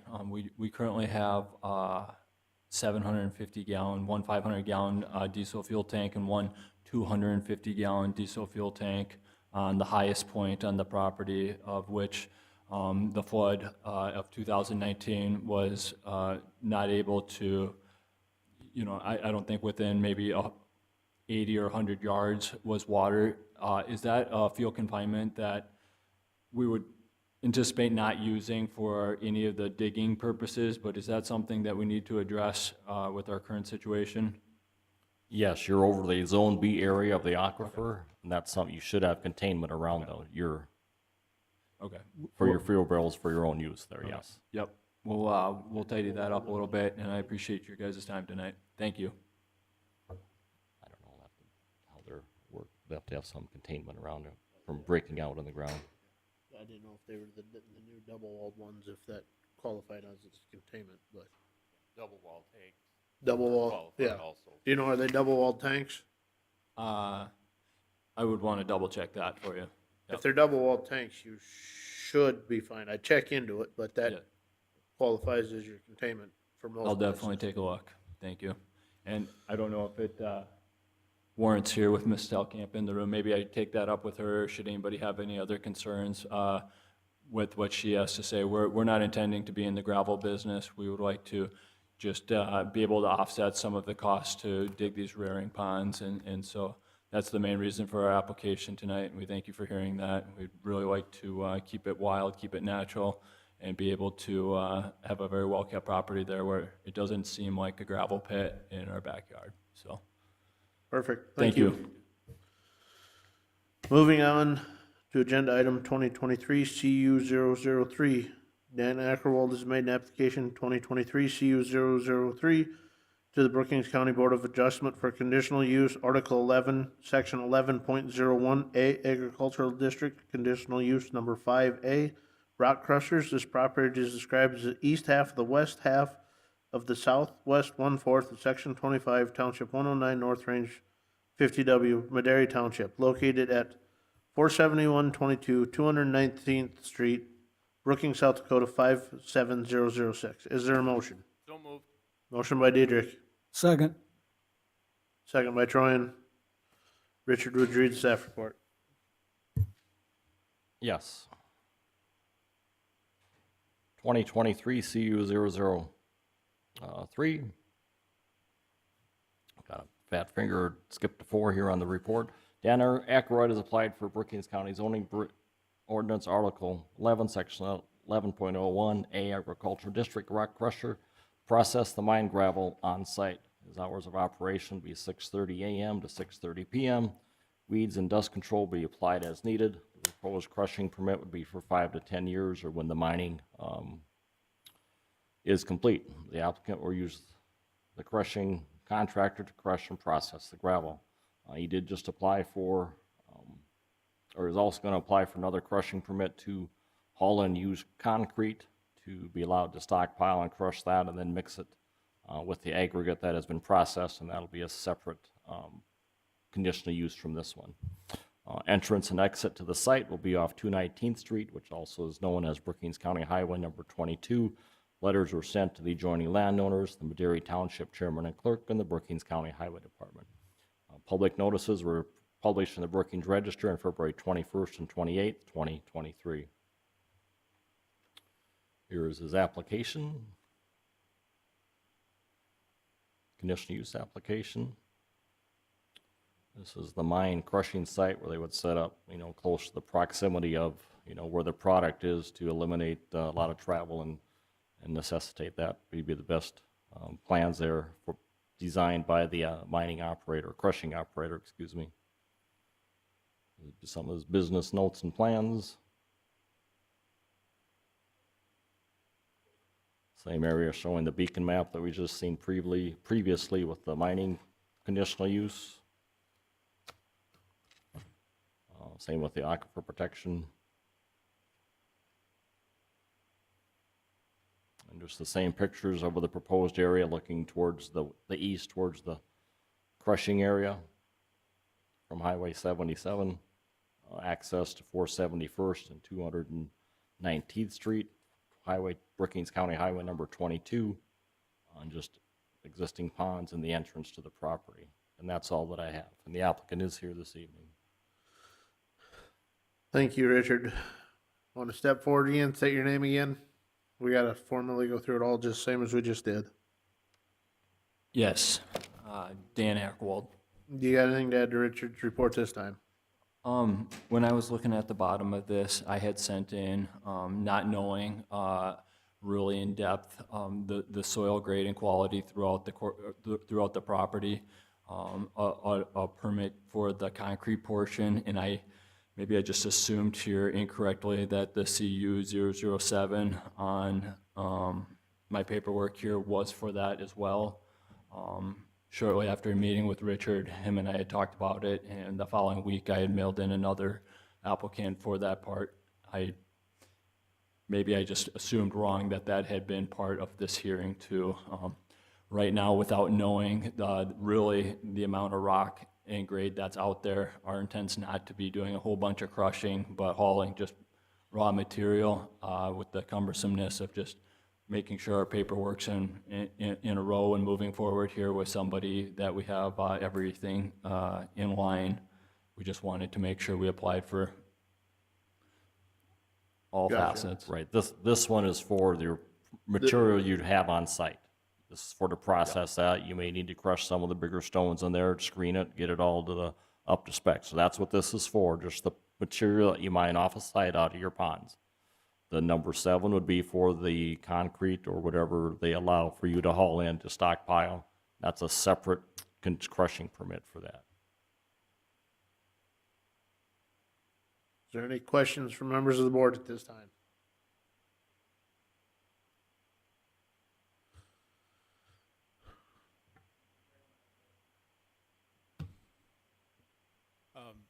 The 5 to 10 year time frame or duration that's stated in here, is that closer to 5 or closer to 10, or is that yet to be determined? Or I would say it's yet to be determined. Right now, if we were to dig some of the material just to bolster our low water areas in our driveway and stockpile some material, with our focus really being fish, it could take substantially longer than 10 years.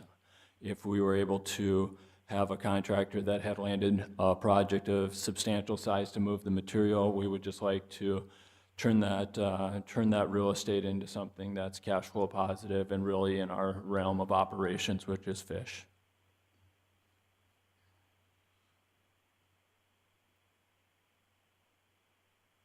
Any other questions from members of the board? Seeing none, I'll move to the public portion of the hearing. Is there anybody in the audience that is for this? Seeing and hearing none, is there anybody in the audience that is opposed to this?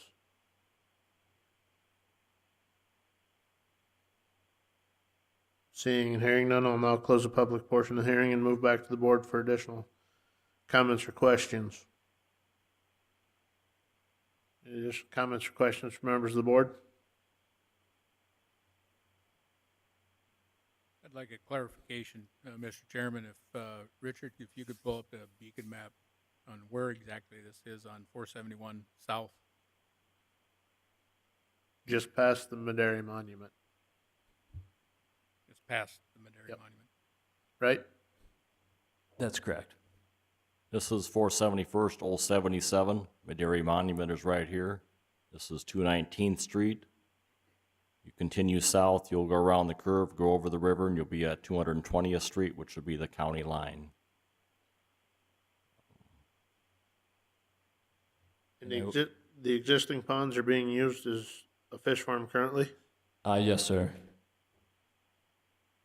I would also like to add that is not our intent right now to be digging from where your cursor is. If you went to the furthest west pond, there's a small amount of black dirt on the far west pond. We'd like to move to just berm the south to prevent any fish from escaping on a high water year, but as of right now, we have no intentions of digging ponds towards the Madera Monument, but leaving that corner open for right now. Just a beacon map a little farther, a little exploited view of it here. This is Old 77 right here. Here's 219th Street. Continue south. Here's the curve. This is the river. This is the Lake Campbell Road.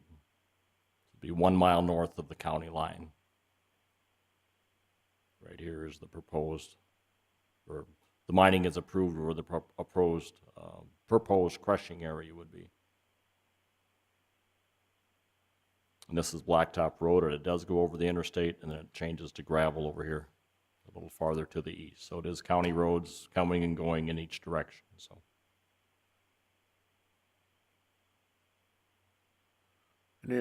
Any additional questions from members of the board? Just for clarification, the only crushing that's gonna be happening is on the inside 40. There's no other crushing that'll be happening on the west 40? Yeah, that's a good question there, Spencer. If that map's pulled up there, there's the property line kind of goes right down the kind of high ground area where we would propose doing that. The west 40 right now is under contract for deed and under our current financial obligations without a refinance. We're not proposing any digging on the west 40. It is our intention to be able to dig on the west 40, the east side of the west 40, at least in the relatively near future. I don't know what the process for granting permission to utilize the west 40 looks like. you would have to reapply for that west 40, just like you did now. Right now, it's only for the east 40. So you would have to reapply for the west 40.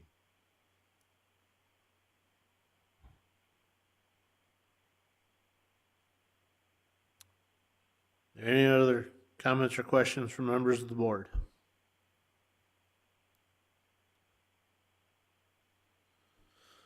Seeing none, Richard, would you read the findings of the facts? Yes, we'll do the abbreviated version here. Brookings County Zoning Commission, Zoning Conditional Use Permit 2023 CU 003, being an application being made by Dan Ackerwold regarding the following real property: the east half of the west one half of the southwest 1/4 of Section 25, Township 109 North, Range 50 West, Madera Township, located at 47122 219th Street. After due notice of public hearing having been held on the application on the 7th day of March 2023. Number 1 states the zoning ordinance, rock crushing. Number 2, additional specific rules, none stated. Number 3, satisfactory provisions for A, entrance and exit. Truck entrance and exit will be off 219th Street, otherwise known as Brookings County Road number 22. B, off-street parking and loading areas, no on-street parking, no parking of equipment or storage or fuel in the crushing area.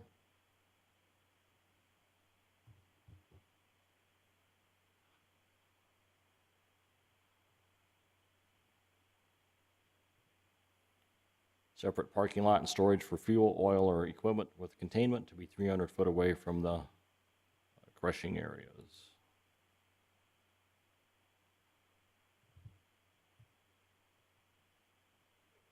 Number C, utilities and refuse, dumpster service for garbage disposal. D, screening and buffering, just maintaining the perimeters, the berms around there, then seating down when you're in the establishment of silt fence around the area until the grass is seeded. D, 32 square foot line allowed for and any safety signs. F, required yards, the spraying as required for regions of control by spraying, mowing, or tilling by the permit holder or designated sprayer service pursuant to South Dakota Codified Law 3822, and inspection 2 times a year by the Brookings County Weed Supervisor. G, it meets the comprehensive plans for the agricultural district. H, Brookings roads providing access, Brookings County Blacktop Road number 2, 219th Street and 471st Street. Well, it would be 219th is all. Meet the transformation demands for the conditional use. I, notification of law enforcement or the fire department of any Brookings County 911 or emergency management office of any required hazardous material or chemical spills. Safety inspections, any required safety inspections for state permits.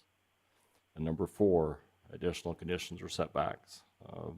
Same setbacks as the mining, 150 feet from property lines, 100 feet from public right-of-way, 200 feet from any residence. And B, follow Brookings County zoning ordinance, chapter 4.06, aquifer protection performance standard in section 4.0606. Fuel storage would be contained within 300 feet of the crushing area. Dust controls, magnesium chloride, or alike products in the driveway entrance, exit, or loading areas. And dust control when processing, screening, or crushing the gravel. Hours of operation would be 6:30 a.m. to 6:30 p.m., Monday through Saturday. Gate entrance would be padlocked on there. No material to be brought in, only crushed materials on site for this particular one. South Dakota Department of Agricultural and Natural Resources crushing permit, copy on file with the Zoning County Development Office. And the conditional use is valid for 10 years, expires March 7th, 2033, or when the mining resource gravel has been depleted and crushing completed. The Brookings County Board of Adjustment needs to majority vote approval of the members present to grant the above petition or conditional use for the above described real property as follows. Conditional use number 5A, rock crusher to process gravel mined on site. This conditional use is specifically conditioned upon initial and continuing compliance with all the requirements and conditions in 3 and 4 above, and upon compliance with all applicable provisions of the Brookings County zoning ordinance.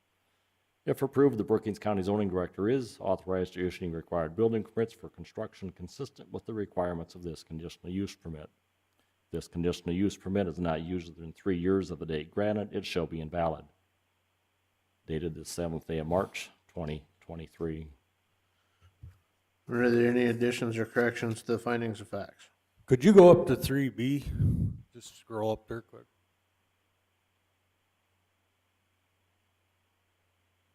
Yeah, there's just a space there, it looks like. Just the crushing between. Yep. Too many in one spot and not enough in the other. There you go.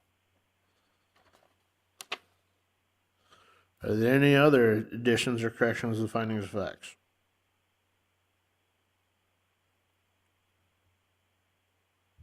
Mr. Chairman, I concur with findings of facts.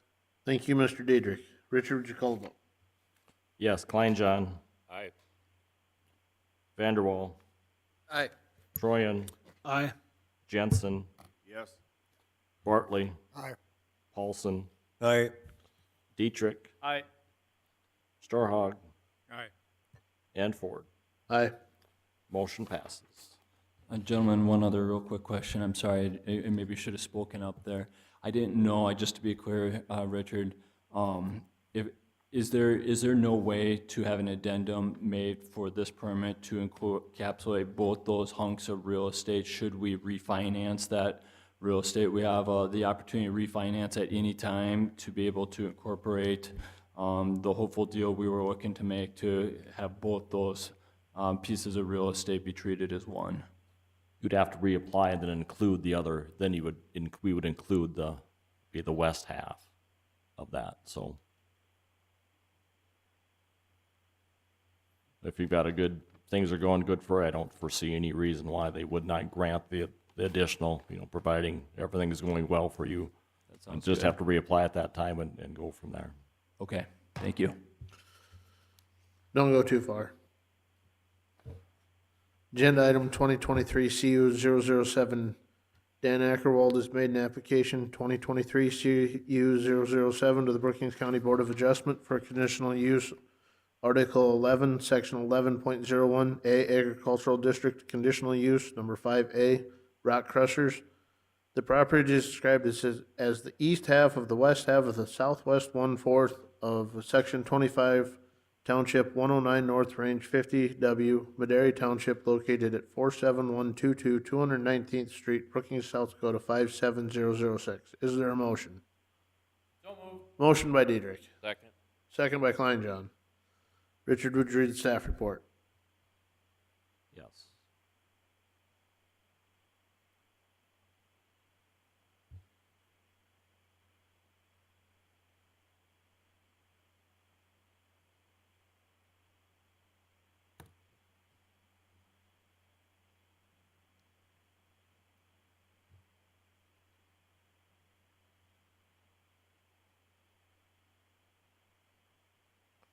Yes, 2023 CU 007, Dan Ackerwald has applied for zoning Article 11, Section 11.01, 5A rock crusher to haul and use concrete to crush and mix with the crushed gravel. Hours of operation will be 6:30 a.m. to 6:30 p.m. Weeds and dust control will be applied as needed. Proposed crushing would be 5 to 10 years or when the mining or the area was complete. The applicant will use a mining contractor to process the used concrete. Entrance and exit would be off 219th Street, which also is known as Brookings County Highway number 22. Letters were sent to the adjoining landowners, Madera Township Chairman and Clerk, and the Brookings County Highway Department. Public notices were published in the Brookings Register at February 21st and 28th, 2023. Here's the applicant's conditional use application. Site plan. Notes on the site plan, business hours of operation. We just seen previously. Same beacon map showing the same area. Aquifer map. And again, photos of the proposed site that we've just previously seen. And that's all that I have, and the applicant is here this evening. Thank you, Richard. Would you clearly state your name? Daniel Ackerwald. Do you have anything to add to Richard's report? No, sir. Any questions from members of the board at this time? I would imagine this is just for enough concrete to mix with what you take out of your fish ponds to meet spec. That would be correct. The hopeful goal would be no crushing at all, that we can just sell it straight pit run and really just focus on just getting the material out and building ponds. And if you do need the concrete, you would not be crushing any concrete after you get your fish ponds dug. That would be my intentions, yes, to not crush after the ponds are, the materials left the site, yes. Are there any additional questions from members of the board at this time? Seeing none, I'll move to the public portion of the hearing. Is there anybody in the audience that is for this? Seeing and hearing none, is there anybody in the audience that is opposed to this? Would you step back for a second?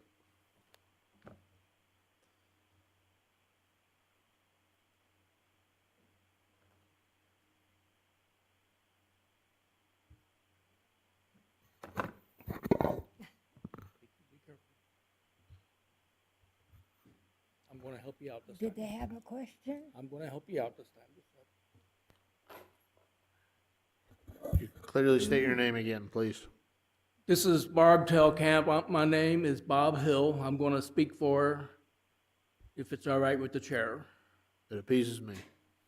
Mrs. Telkamp, as she stated previously, has been out there since the 1950s. She strongly disagrees that bringing concrete in to crush, she just thinks it's a bad idea for all the neighbors. It's just gonna be a noise producer for the neighbors. She has no problem with the fish ponds. She was on the zoning board. She actually helped write some of the first zoning ordinances. She fully understands that fish ponds are part of the agricultural of Brookings County. But just the noise from the rock crushing of additional concrete being brought in, she just wanted to make sure it's on the record that she opposes that due to the health of her neighbors and the noise. And we thank the board. Thank you. If you have any questions, I can. If you want, That's good. You ready? Did you have something? Okay. Thank you. if you want to know.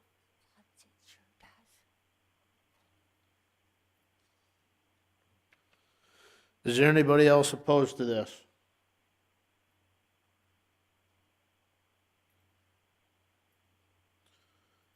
Seeing and hearing none, I will now close the public portion of the hearing and move back to the board for additional comments or questions.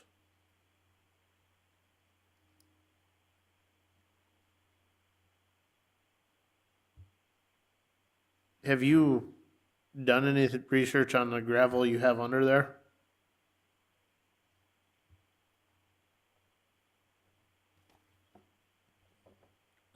We have, we utilize the material to build up around our site and build our roads, and most of the information we have has been from prior use and forester testings, somewhat sparse sampling of the site.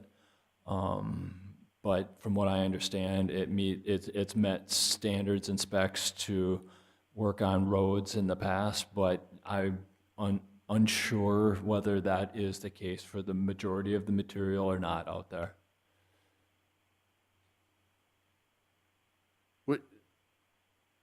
Would you be doing a soil boring to the majority of the material before you start doing this, or?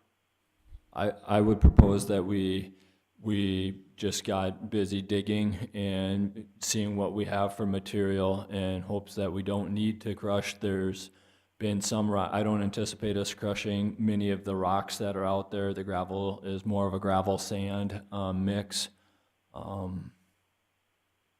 Like I said, I'm mostly interested in just being able to utilize the ponds for fish culture and rearing. Down the road, I happened to notice that Ostrom Excavating had a fairly substantial pile of gravel that they were able to crush in less than 48 hours. And I don't anticipate any crushing going on for days and days. It would probably be very likely, especially assuming that the West 40 is not part of any of this. I would have to imagine that the amount of concrete to be crushed or rock to be crushed would be a very small project for any of the contractors utilizing the gravel fill material. In visiting with the applicant when he came in, that was one of the things that his contractor had maybe requested for him to be able to bring concrete to the site to maybe upgrade the product to make it a bit sellable product on there. So this was more so on the contractor end, and he was just covering his bases. So if that opportunity come up, he could do that and make himself a little better product, and or if there was projects in the area, they could bring it there and store it and then crush it at a later time. So that's kind of where the history of this came from. And if he finds out his gravel is sufficient and doesn't need to use that, he does not need to, within the 3-year time period, he would have to start, otherwise after that, he would have to reapply if there's no concrete hauled in or crushed within this 3-year time period, so. Yes, that is correct. Thank you, Richard, for saying that. And right now, it's a place in our business where we have a lot of other things going on, and I myself would prefer to not have a substantial amount of crushing that close to our building, that close to our facility going on day in and day out. We have a parking lot full of staff vehicles and our own trucks that we try to keep very clean and on the road, and I'm not looking for a full-scale LG Everest Bose construction, crushing.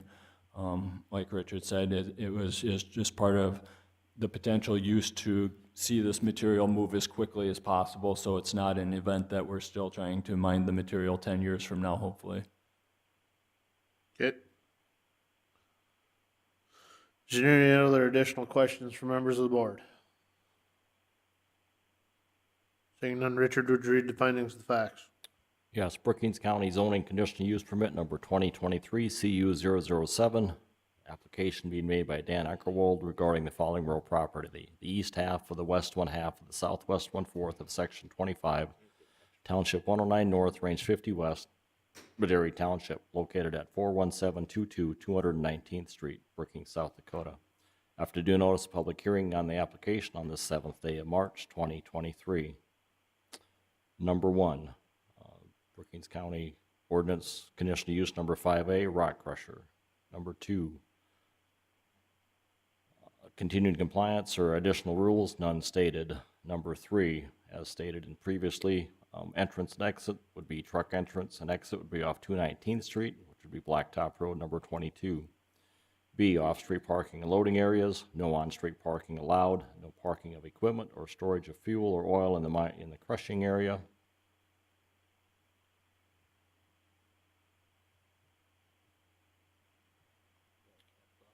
Yep, I see that.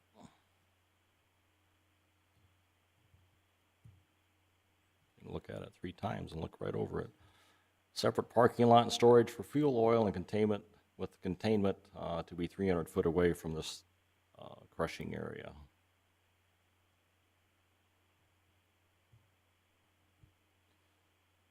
C, utilities and refuse, dumpster service required for garbage. D, screening and buffering, maintain the berms at a 4-to-1 slope, 10 foot wide on top, silt fence around the berms until the grass in the crushing area is established. E, signs, 32 square foot sign allowed. F, required yards and other open spaces, spraying of all noxious and other weeds before they go to seed, monitor the weed growth, and control by spraying, mowing, or tilling by the permit holder or a designated sprayer professional. Weed control is pursuant to South Dakota Codified Law 3822 and will be inspected twice a year by the Brookings County Weed Supervisor. G, it meets the plans of the comprehensive plan for the agricultural district. H, the roads are sufficient. Brookings County Blacktop Road number 22 meets the transportation demands for the conditional use. I, notifications to law enforcement of the fire department required if any hazardous material or chemical spills occur. And J, any required safety signs or inspections for any state permits. Number 4, additional terms and conditions. The setbacks be 100 feet. The crushing area be 50 feet from the property lines, 100 feet from any public right-of-way, 200 feet from any residence, and follow the Aquifer Protection Ordinance Performance Standards in Section 4.0606. Fuel with containment to be 300 foot away from the crushing area. Dust control with magnesium chloride or like products in the driveway, entrance, exit, or loading areas. And dust control when processing, crushing, or screening the gravel. It should be concrete.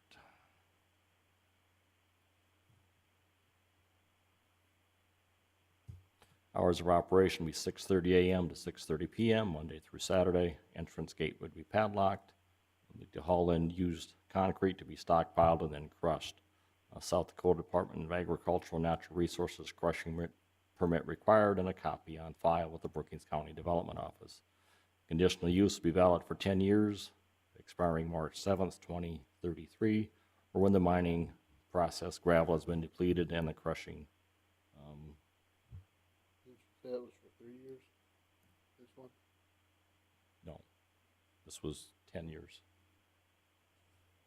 If he hasn't used it If he within hasn't 3 used it in years, 3 years. then it Gotcha. then it would revert. Yep. It becomes null and void.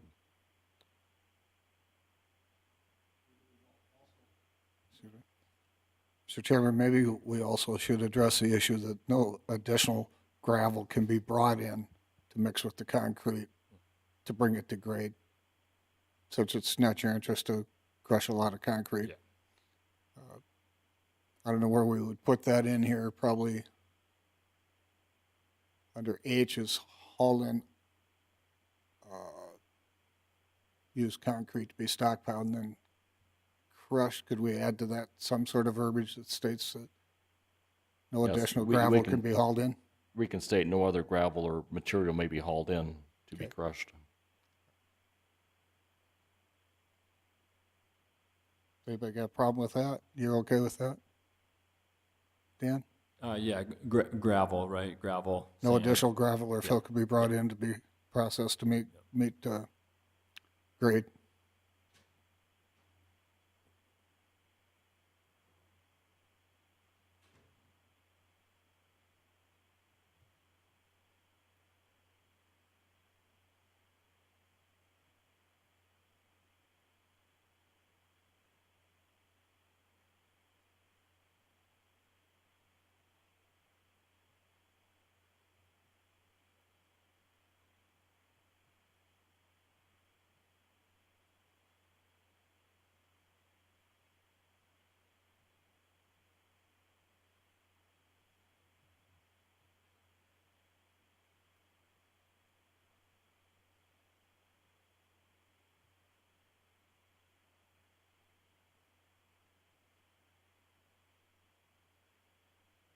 Is that sufficient?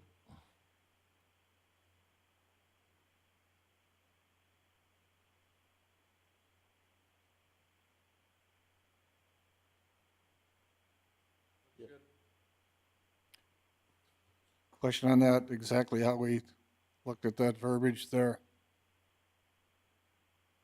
No additional gravel material to be hauled in to be crushed on site. Would that allow gravel to be hauled in if it's not crushed on site? So I think should be no additional gravel material to be hauled in to make grade.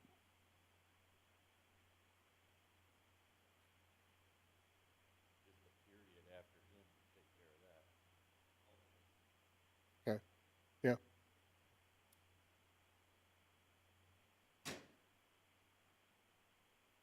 I would capitalize the N on no.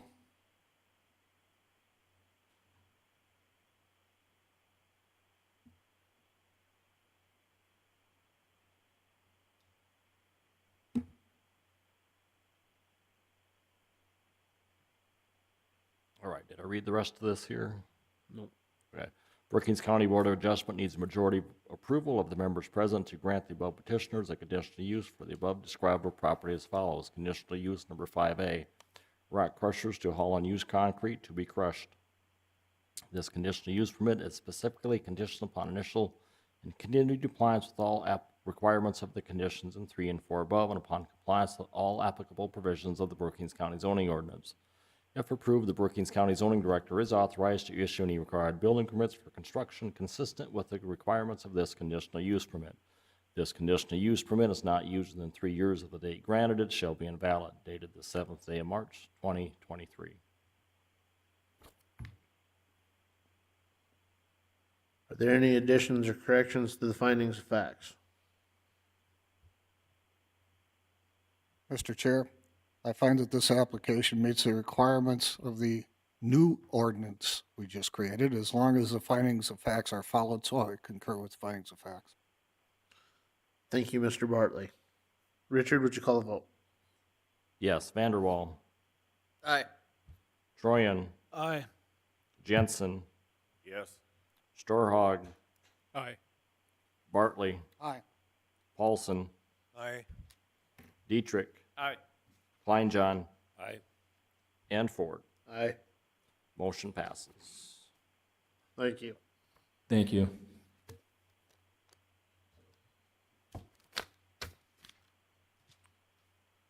Moving on to agenda item 2023 CU005.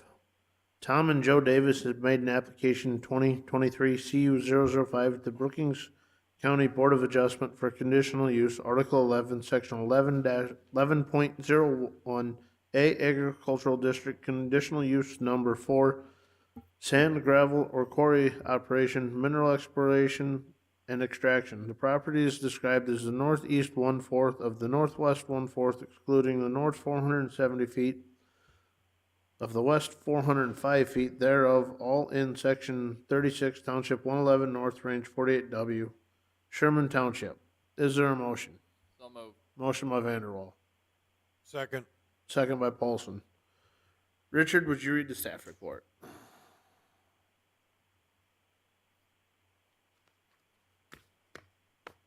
Yes, 2023 CU005, Tom and Joe Davis have applied for Brookings County zoning ordinance, Article 11, District 1101, A Agricultural District, conditional use number 4. Sand, gravel, or quarry operation, mineral exploration. This property is not in the floodplain, but is in the Zone B of the Aquifer Materials Map. Black dirt would be removed and stockpiled to be put back on after mining is complete as a part of the reclamation plan.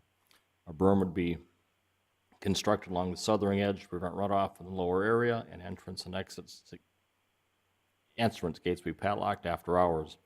Hours of operation will be 6:30 a.m. to 6 p.m. Weeds and dust control will be applied as needed. Entrance and exit to the mining area will be off 207th Street, which also is known as Brookings County Highway number 25. The proposed mining would be for 10 years or when mining is complete. And it would be seeded, the black dirt would be put down and seeded to the grass. The applicant would use a mining contractor to mine the gravel and/or sand to apply for a mining permit from the South Dakota Department of Agricultural and Natural Resources. The applicant has also applied for conditional use 2023 CU006 for a crushing permit to process the mined gravel or sand, and that you will hear this evening also. Letters were sent to the adjoining landowners of Sherman Township Chairman and Clerk and the Brookings County Highway Department. Public notices were published in the Brookings Register on February 21st and 28th, 2023, and the White Tri-City Star, February 21st and March 2nd of 2023. This is the conditional use application for the mining. This is the site plan. This is 207th Street. They just purchased this 40 acres here. The existing building site is deeded off separately. They do have an access road and agreement through his property to enter and exit the property here, along with the existing field entrance here going into the field access road right here.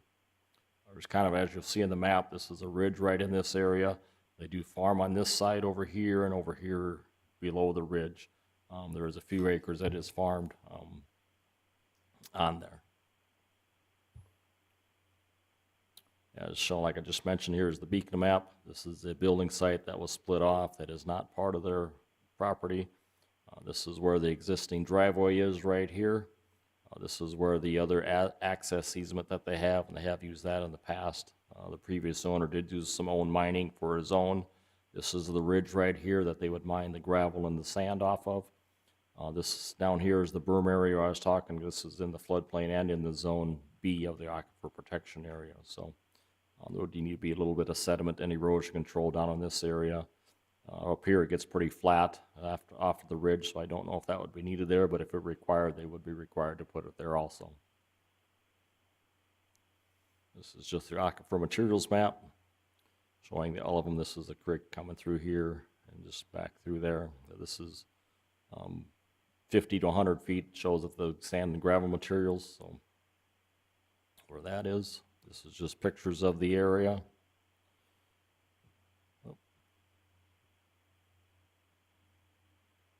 This is looking to the east from the west access point there. Clear vision here. This is looking back to the west.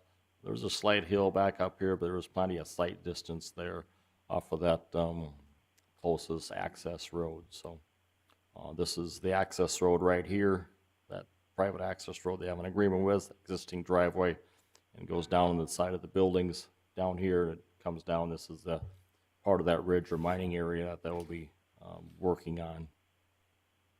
This is the east entrance here off of 207 right at the section line. Driveway goes down here. You can kind of see and follows the creek down there. This is the ridge that would be mined there. This is just looking back farther towards that, towards the south, the big ridge here. I did not drive down there. I wasn't going to walk down there either on that day, even though it was a nice day to get pictures on the south side of that ridge, but I just scared up a coyote or something. This is the mining area right there. That's all that I have. The applicant is here this evening. So, Would the applicant please come forward, have a seat, and clearly state your name?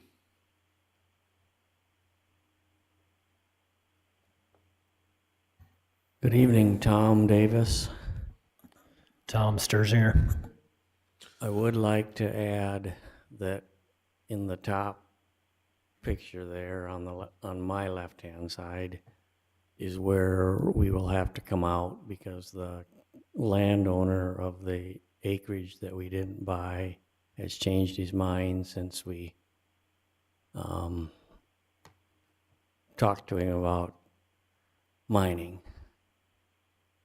So we'll have to make a road from that, where that arrow is, along the edge of the foot of the hills on the south side there, where the kind of where the arrow is in the picture just below it.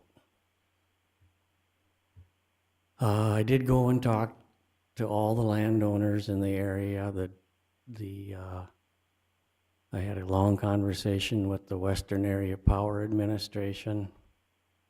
They want us to stay 150 to 200 feet away from the center of that tower that you can see in the picture for their easement in case they have to work on that tower or, a storm or something damages the lines. I talked to the Deer Creek Station people. They're not opposed to it. nor is the, like I said, the Western Area Power Administration. Our primary purpose for the mining is to try and create some sand to use for bedding in a couple of hoop barns and a monoslope we have to avoid the need for so many cornstalk bales. Where the arrow is in the lower right-hand corner is where we're going to start with the mining. There's already a pretty big hole there. That's where we want to start. And we'd like to put up, initially to make it worth Mr. Sterzinger's time, 20,000 or 25,000 tons. And then if we can keep the sand clean enough, we'd like to market some salting sand. And we've spoken to the Brookings County Highway Department manager. He said, I'd have to come and look at it first. So that's kind of a secondary option for us, and that's why we're actually getting a permit. And another reason also is that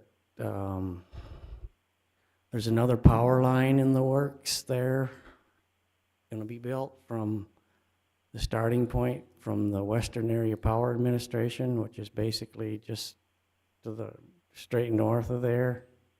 And it's going to go all the way to the, I believe, Lake Preston area where they're building some kind of a plant there. I forget the name of the plant, but they're already doing the survey work, and I'm hoping that, and I'm helping them with some of the landowner issues, that we can get the laydown yard for that end of the power line. And I'd like to be able to possibly sell some of the material there to put down in the laydown yard. And I guess I don't really have anything else to add.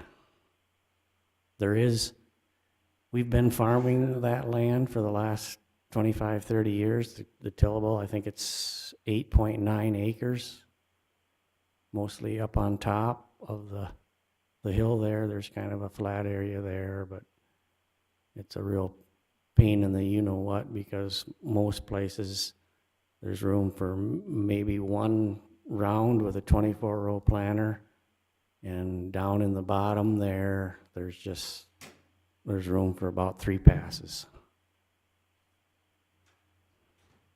Thank you. Is there any questions from members of the board at this time? Just hang tight for a minute there. Is there anybody in the audience? I'm going to move to the public portion of the hearing. Is there anybody in the audience that is for this? Seeing none, is there anybody in the audience that is opposed to this? Seeing none, I'll close the public portion of the hearing.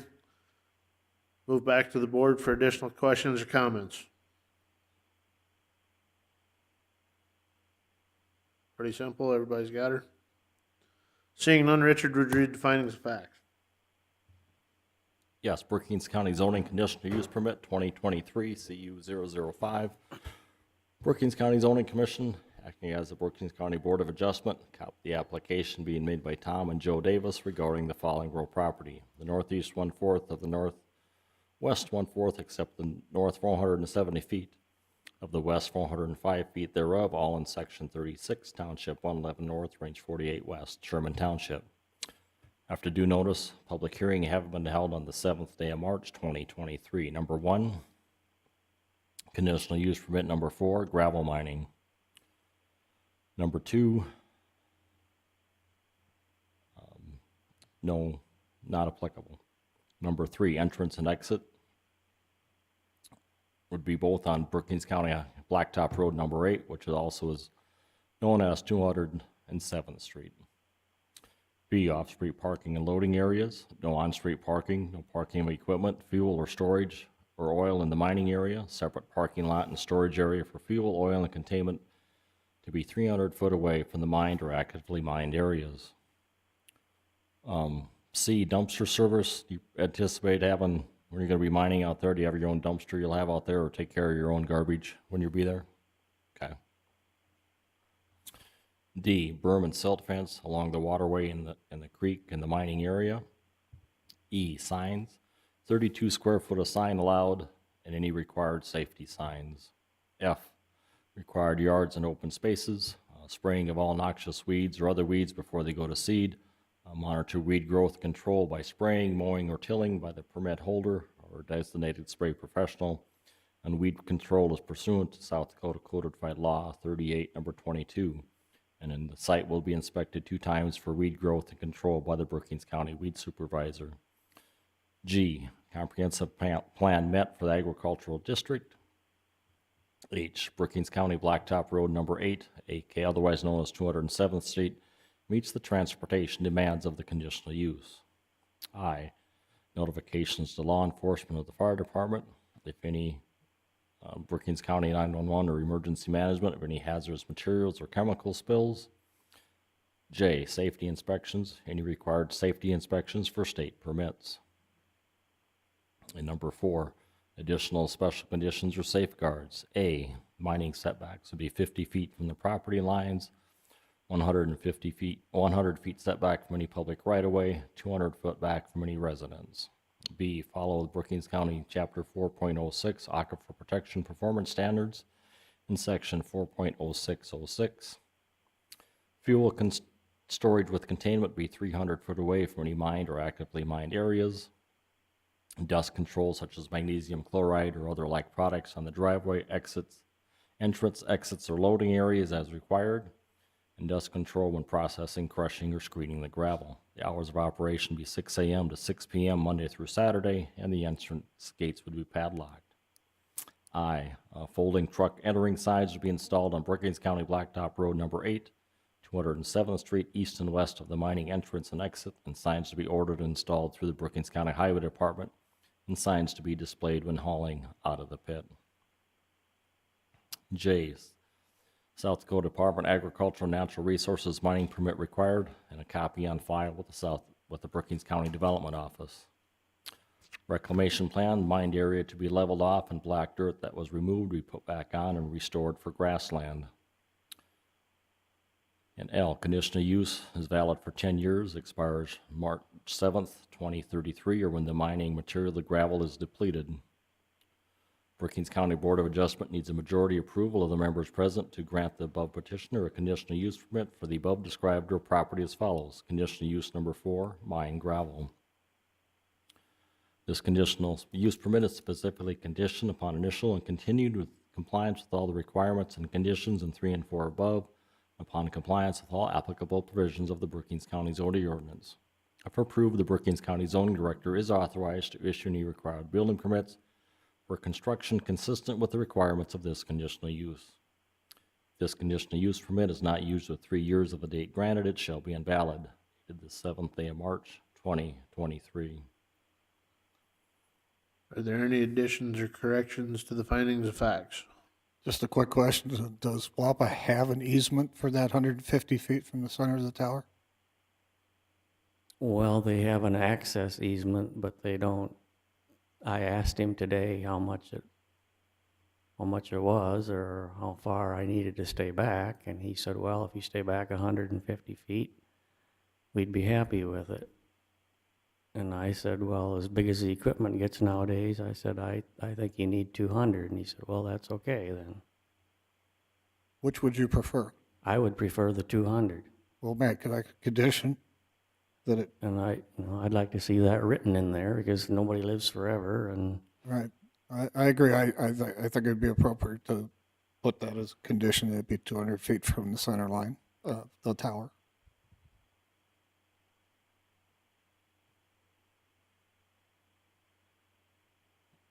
You go from the tower edge or? Center of the tower. from the center of the tower because they said they had a little bit of easement on the other side of the property line also. Center of the tower.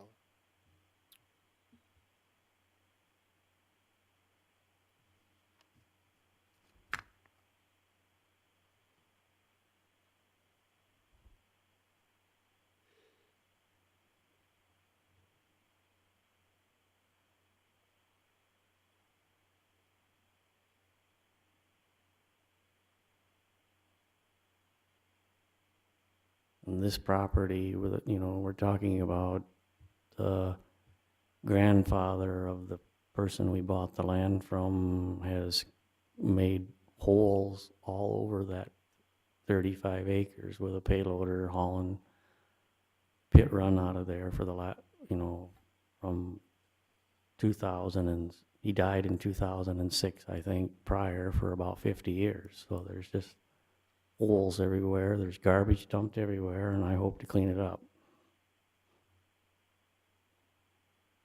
Are there any additional additions or corrections to the findings of facts?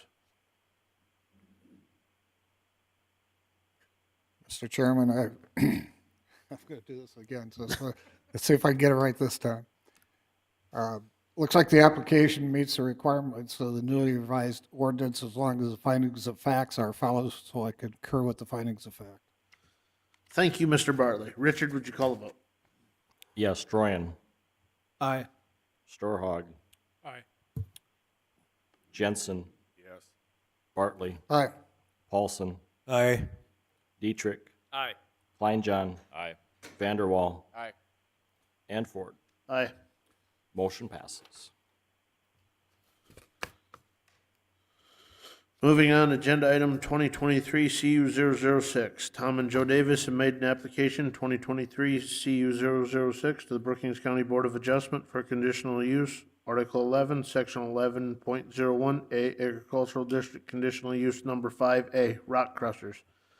The property is described as the northeast 1/4 of the northwest 1/4, excluding the north 470 feet of the west 405 feet thereof, all in Section 36, Township 111, North Range 48W, Sherman Township. Is there a motion? So moved. Second. Motion by Dietrich, second by Troyan. Richard, would you read the staff report? You need to read just a little bit slower, please. It's 20 after 9. I think I did pretty good there. You did good.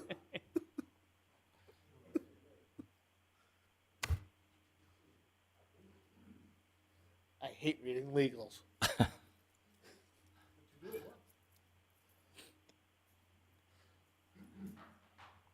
It's the feet by feet ones that really kind of throw a person for a loop.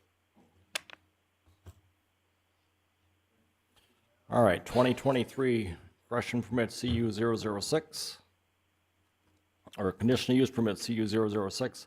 Tom and Joe Davis have applied for a zoning ordinance, Article 11, Section conditional use number 5A, rock crushers to process mine gravel and sand. The southern edge of the property is in the aquifer, but the crushing area is not. The balance of the property is in the Zone B of the Aquifer Protections Map, and entrance and exits.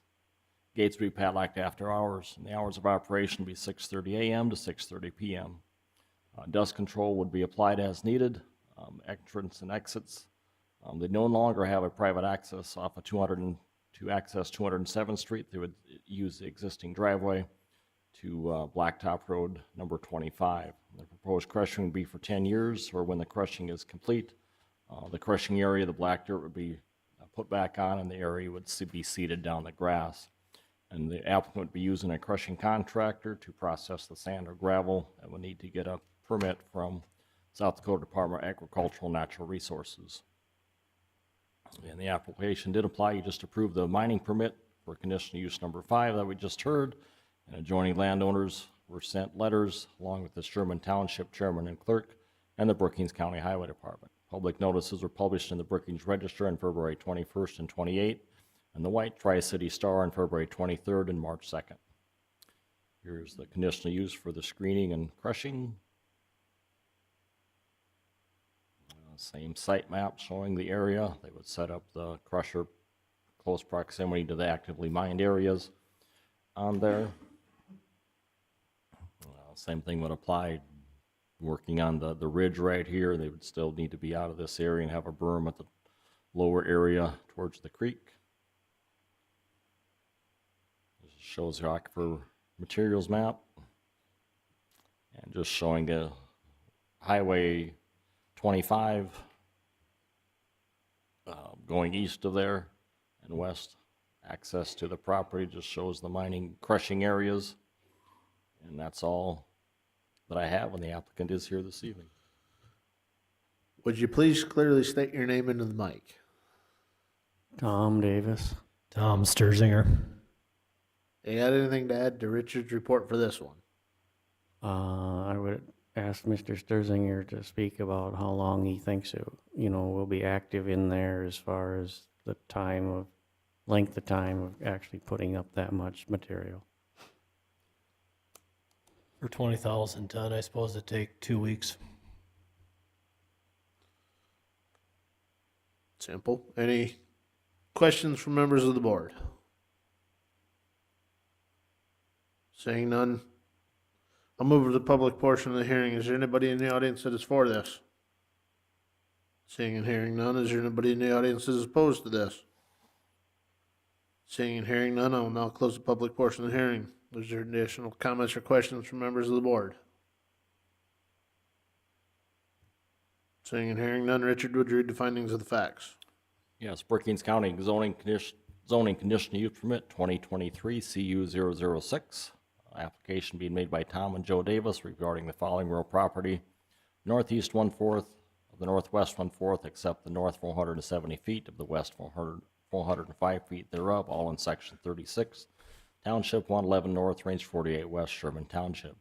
After due notice, public hearing having been held on the application on the 7th day of March 2023. Number 1 just states that it's conditional use permit number 5A for rock crushing. Number 2, not applicable. None stated. Number 3A, entrance and exits to the property will be off of Brookings County Highway, Blacktop Road number 28, which also is 207th Street. B, off-street parking and loading areas, no on-street parking, no parking of equipment or storage of fuel or oil in the crushing area, separate parking lot and storage for area for fuel, oil, and equipment with containment to be 300 feet away from the crushing areas.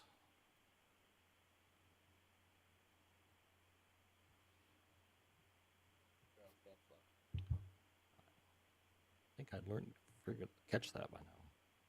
We did, I'd just like to add that we still have permission from the previous landowner for the agricultural access, because I put cows there in the spring to get them out of the mud, and then what little bit of farmland is there, we can still go in that west access, but not with a gravel truck or excavator or anything. Okay. C, utilities and refuge, dumpster service for your garbage that you have down there while you're there. D, berm or silt fence along the waterway, creek, in the crushing area. E, signs, 32 square foot sign allowed, and any required safety signs. Number F, required yards and open spaces, just saying spraying obnoxious weeds before they go to seed, either by spraying, mowing, or tilling by the permit holder or a designated spray service pursuant to South Dakota Codified Law 3822 for weed control. And the property will be inspected 2 times a year for weed growth control by the Brookings County Weed Supervisor. G, comprehensive plan met for the agricultural district. I, roads providing access, Brookings County Highway Blacktop Road number 8, which is also known as 207th Street, meets the transportation demands of the conditional use. I, required notifications to the law enforcement and fire department, notification to Brookings County 911 and the Brookings County Emergency Management of any hazardous material or chemical spills. J, safety inspections, any inspections required by South Dakota Department of Agricultural and Natural Resources or any other state agency for gravel crushing. Number 4, additional conditions or safeguards. A, setbacks, crushing area to be 50 feet from property lines, 100 feet setback from any public right-of-way. 3, 200-foot setback from any residence. B, dust control such as magnesium chloride or like products in the driveway, entrance, exit, loading areas as required. C, dust control as needed when processing, crushing, and screening the gravel. D, hours of operation be 6 a.m. to 6 p.m. Monday through Saturday. E, the entrance gates will be padlocked. F, no material may be brought in to crush, only material mined on site. G, South Dakota Department of Agricultural and Natural Resources crushing permit required and a copy on file with the Brookings County Development Office. H, reclamation plan. The crushed area would be leveled off and the black dirt that was removed would be put back on the area and restored back to grassland. I, conditional use would be valid for 10 years and it would expire March 7th, 2033, or when the mining resources should be crushing resources completed and the crushing, or when the crushing is completed. Or the mining resource gravel has been depleted and the crushing is completed. Brookings County Board of Adjustment needs a majority approval of members present to grant a above petitioner conditional use for the above described real property as follows. Conditional use number 5A, rock crusher. This conditional use permit is specifically conditioned upon initial and continuing compliance with all the requirements and conditions in 3 and 4 above and upon compliance with all applicable provisions of the Brookings County zoning ordinance. If approved, the Brookings County zoning director is authorized to issue any required building permits for construction consistent with the requirements of this conditional use. If this conditional use is not used within 3 years of the date granted, it shall be invalid, dated the 7th day of March, 2023. Are there any additions or corrections to the findings of facts? Just a question on whether we should add the 200-foot setback from the center of the power line as far as the setbacks are concerned. We already have the setbacks required for housing, roads, other structures. Any objection to adding that? Doesn't appear to be any objections.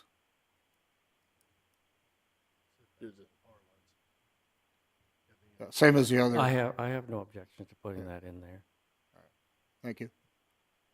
I don't think you're gonna pile it under the power line, are you? You're not gonna pile it under the power line? Gosh, no. No.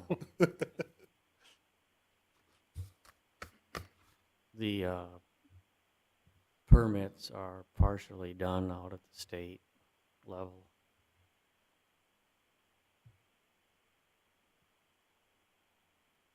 I don't like that power line anyway. I get too close to it when I'm cutting hay over there and I lose the Twins game. Yeah, a few years ago, up north of the power plant out there, a wind tower crane got too close to it and it welded the top off of the boom on the crane. Are there any other additional corrections or additions to the findings of facts? That's bullet J, not K.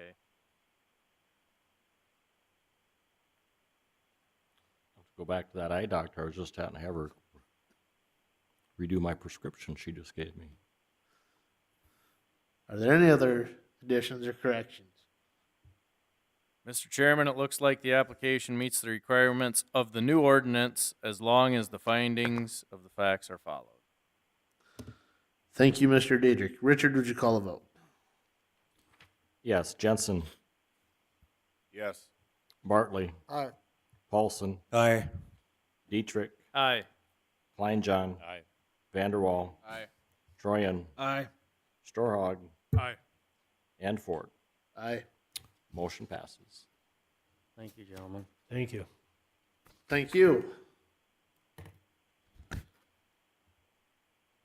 Moving on, Brad Adams has a scheduled time slot for discussion with the board.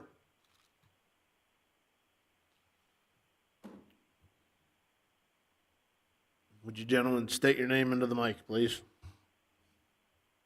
Brad Adams. Pat Schwaybuck. What you got for us? Well, first off, thank you. I look around here, it's been 45 years since I've been back to Brookings County. We're back here because my mom and my dad passing away, and they have some land north of Brookings that they willed to us. It's ours now. There's a homestead there. My grandmother was there, and she died many years ago, and the house fell in, and we're farming that. We have an operator who farms that. And so the parents were kind enough to pay forward their work over the years, and myself and my brother and my sister, we have 2 kids each, and we're trying to think of what we can do to kind of pay things forward for them. And so we did some brainstorming. We come up with a couple of ideas, and one of those ideas is kind of driven by what I saw a couple of years back with COVID. And it happened at my house. We went through and, we couldn't be out in the public, and so we went through this room and we cleaned up junk, and we went through that room and cleaned up junk, and we ended up taking all that junk and putting it in a storage unit instead of throwing it away. So we have some land out there, and we've kind of put a plan together that we want to present, and we'd like to do some storage units out there 4.5 miles north of at the bypass out here on Highway 77. And that's what I've sent some information to Richard. Richard's been very kind and helped us and kind of directed us. And so I hope that you've had a chance to look at that. I don't have a lot here that I could really go over, other than that when we started looking at this project, we came up to Brookings and we looked around, and a lot of the storage units that are in Brookings proper were full, and there was a waiting list for them. One of the other things that we noticed was there wasn't a lot of larger storage units for larger campers or RVs, and I have some experience with larger storage facilities. I have a niece and her husband who have some land 5 miles west of Rapid City on Highway 44. They started from scratch about 5 years ago, and put up some mini units, the 10 by 10s, 10 by 20s that everybody's familiar with. And he got requests from the Rapid City people, and they wanted the larger storage units. And that's one of the things that we noticed here, that there's not a lot of large indoor storage units with electricity that people could rent for their larger campers, their RVs, maybe even their larger boats and things like that. So we've kind of built that into the project plans that we have going. I also had a niece who was living in California at the time, who ended up getting her master's degree here at State. Thank God for Mom and Dad. When she went home back to California while she was in college, instead of having to haul that all back, she brought her stuff out, dumped it into Mom and Dad's basement, and we have built into our plans 5 by 10 units that we think would be very helpful for college students who would be returning to SDSU.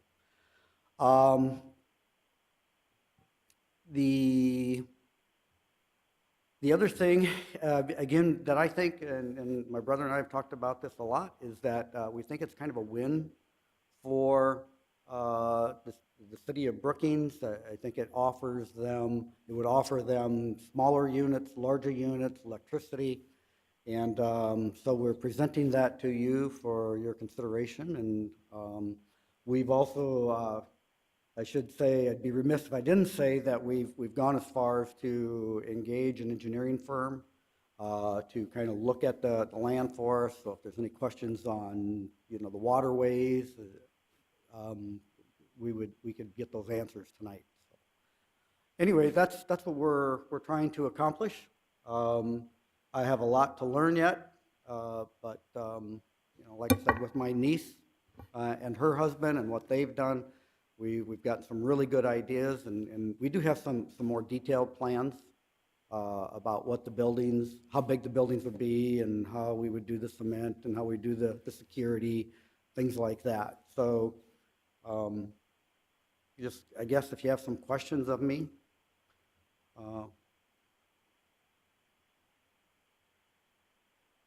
This would have to be in something that's zoned commercial, if I'm not mistaken, right? Luke, are you there? Or did you leave us? I am. Am I thinking right that this would need to be zoned commercial? Yes, unless granted a conditional use permit as a home-based business. But you'd have to have a house there before you did that. Okay, so do you understand that? Probably not, but I'm going to go back to what Richard had mentioned to us when we were up here, and it's my understanding that we would have to zone this commercial, and that's kind of what we're here for. The other thing that I do remember in a conversation with Richard was that if we actually homesteaded there, We could make it, and I believe I just heard here, just a home business plan. But I don't know, I don't know the pros or the cons for doing it either way. We'd need some direction on what would be best for Mr. us. Chairman, this is Bob Hill. I'd be hard pressed to make this a home extended business because because you're not gonna have your stuff in each one of the individual buildings. By you renting this out like that for anybody that walks in off the street, to me, that would take it away from Yeah, and I think you're right. I think we would lean, I think we would want to do this commercial. And I see that you've got the map up there. Thank you, Richard.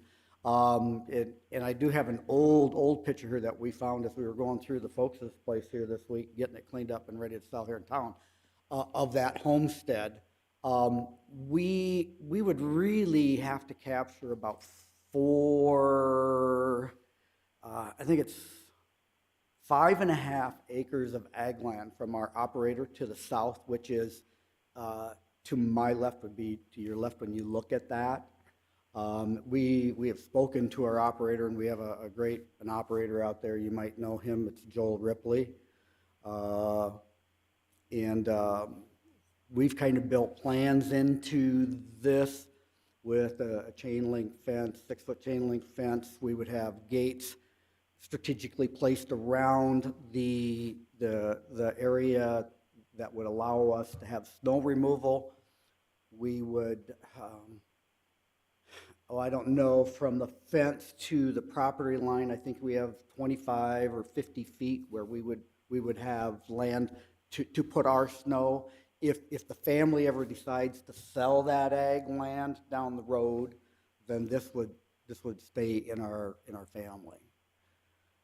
And we're just trying to forecast, what we would need for snow removal down the road. We also have built into it, the entrance is off Highway 77. We would have a office and a shop, and we do want to have some living quarters out there. We want to have some living quarters out there. It'd be one of the first buildings that got built, so we could manage the construction, the project itself, if you will. And if we hire a manager, or if it's a family member, and somebody's doing snow removal for us, and they need a place, they could go in there and shower up and have a meal, or whatever the case may be. But just a couple of questions on that. Bob, can we occupy in a commercial zone? We can't live in a commercial zone.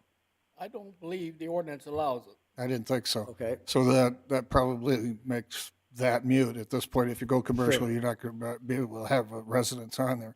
In addition to that, if you were to build some storage facilities large enough for a motorhome or an RV with electricity, we probably want to look at our ordinance to make sure that we're not inviting the house environment, what we call, where somebody puts in some plumbing and electricity and builds a shed for themselves and their cars, and becomes their own lodge. I don't know if that's allowed in commercial, or how we affect that doesn't happen.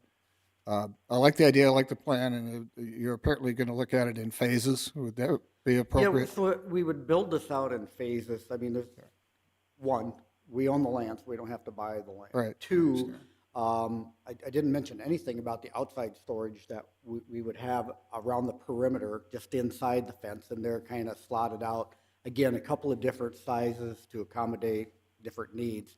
Once we've gotten to the point where we've prepped the land, got the fence up, got a gate going, and the key codes and whatever, the outside storage, we could start renting that out while we continue to build it. So our phase plan is to, and I don't know if you can see on that, but we would build the first 4 buildings we would build would be the office and the shop, which is right inside the driveway.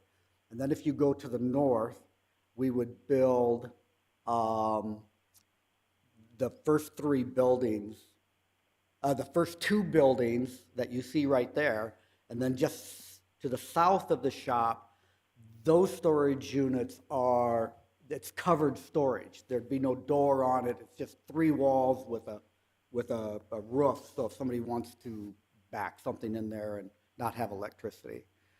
So those are the first 4 buildings. The next buildings would be the 2 little minis, again, to the east of the first 2 that we built, and then we would come back and build two additional smaller ones in the middle, and then stage 4 would be the larger building to the south, and then the last 2 minis. Yeah, I guess at this particular point, what we're looking at is you're looking at that entire piece of property, including the 5 acres that are now farmed by an operator for you, as a complete rezoning for a commercial district, not just part of it and then rezone part of it later. You want the whole parcel as commercial. Correct. We have platted this off, and there's a tree grove in there, and there's the farmstead, and I don't know how many acres.